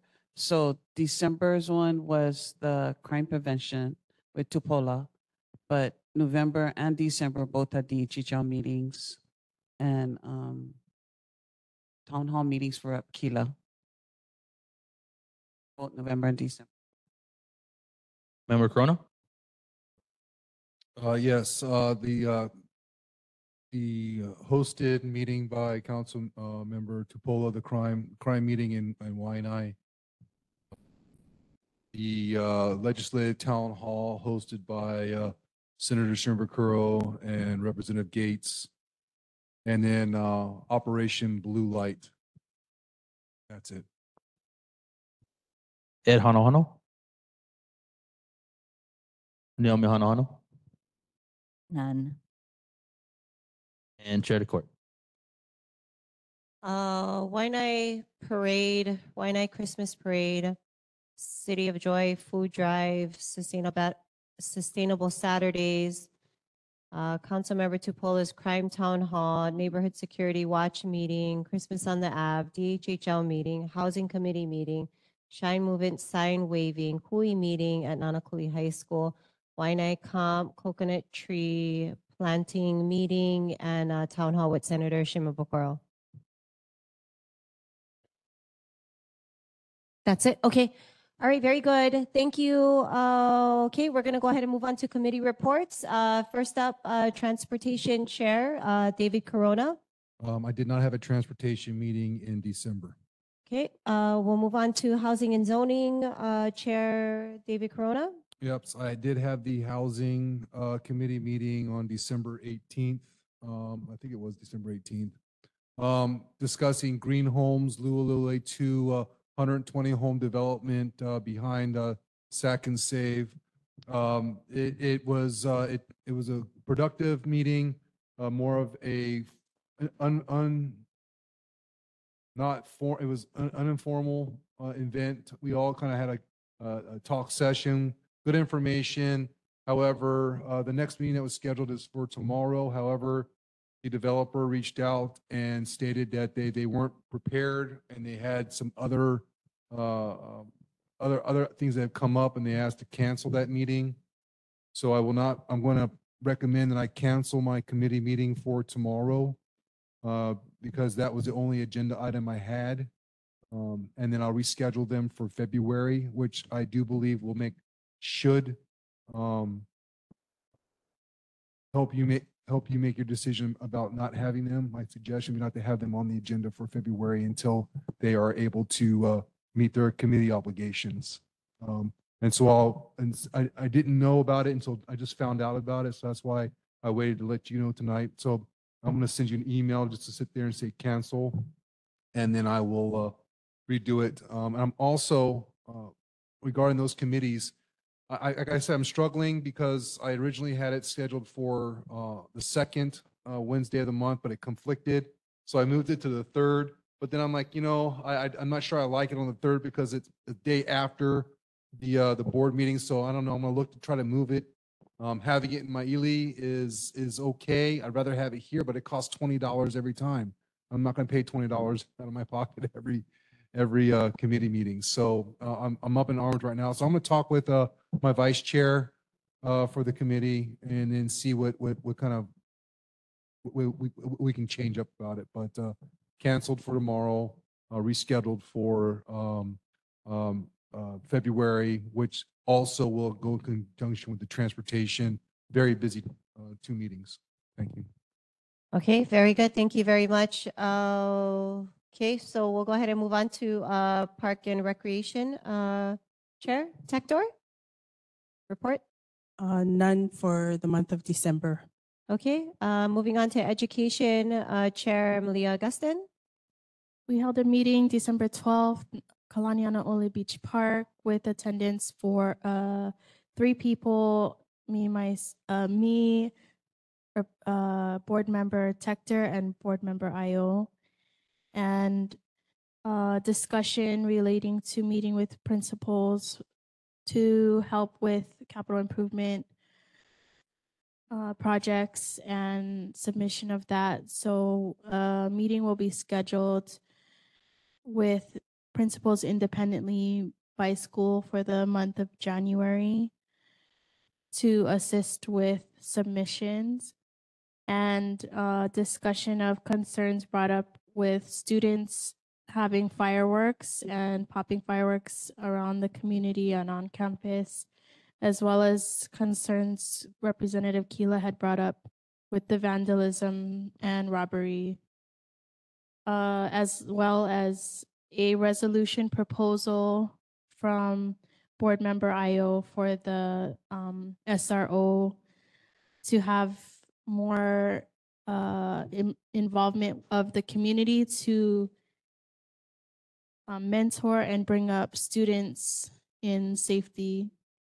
And I can let board member Io elaborate a little bit on that. Go ahead, board member Io. From that meeting, because of my experience as an SRO, I'm basing it on experience in education, that because they don't have a program here, and that's where we're going to go with this with the education, but the education part is the school, the DOE.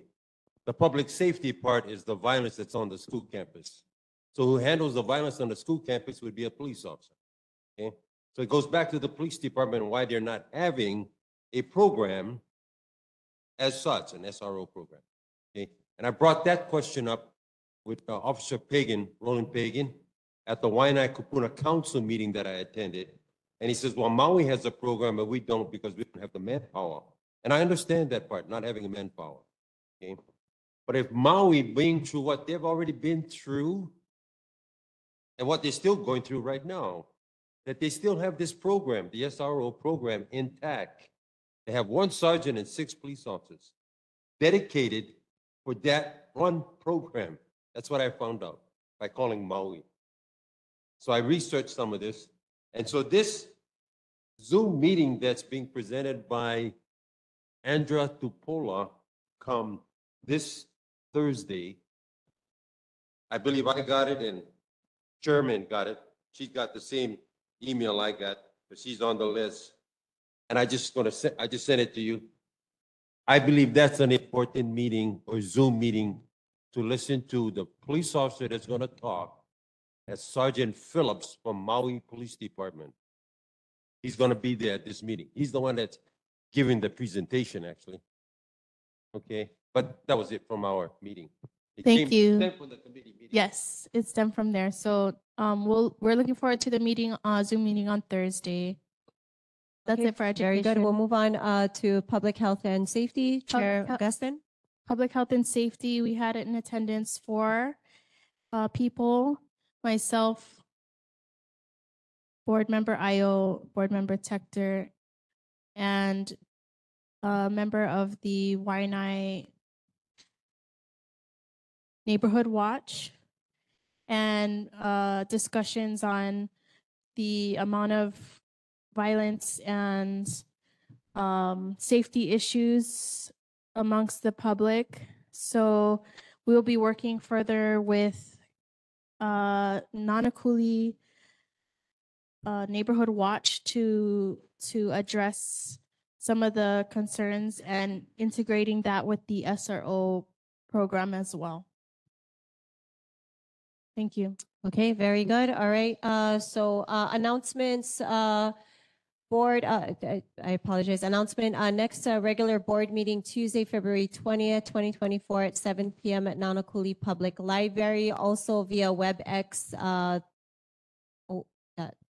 I apologize. That's a misprint. I apologize. Okay, very good. All right. Well, at this time, board members, thank you very much. Community members, thank you. Those online, thank you very much. Happy New Year. We appreciate all of your commitment to our community. I'll go ahead and adjourn this meeting. Mahalo.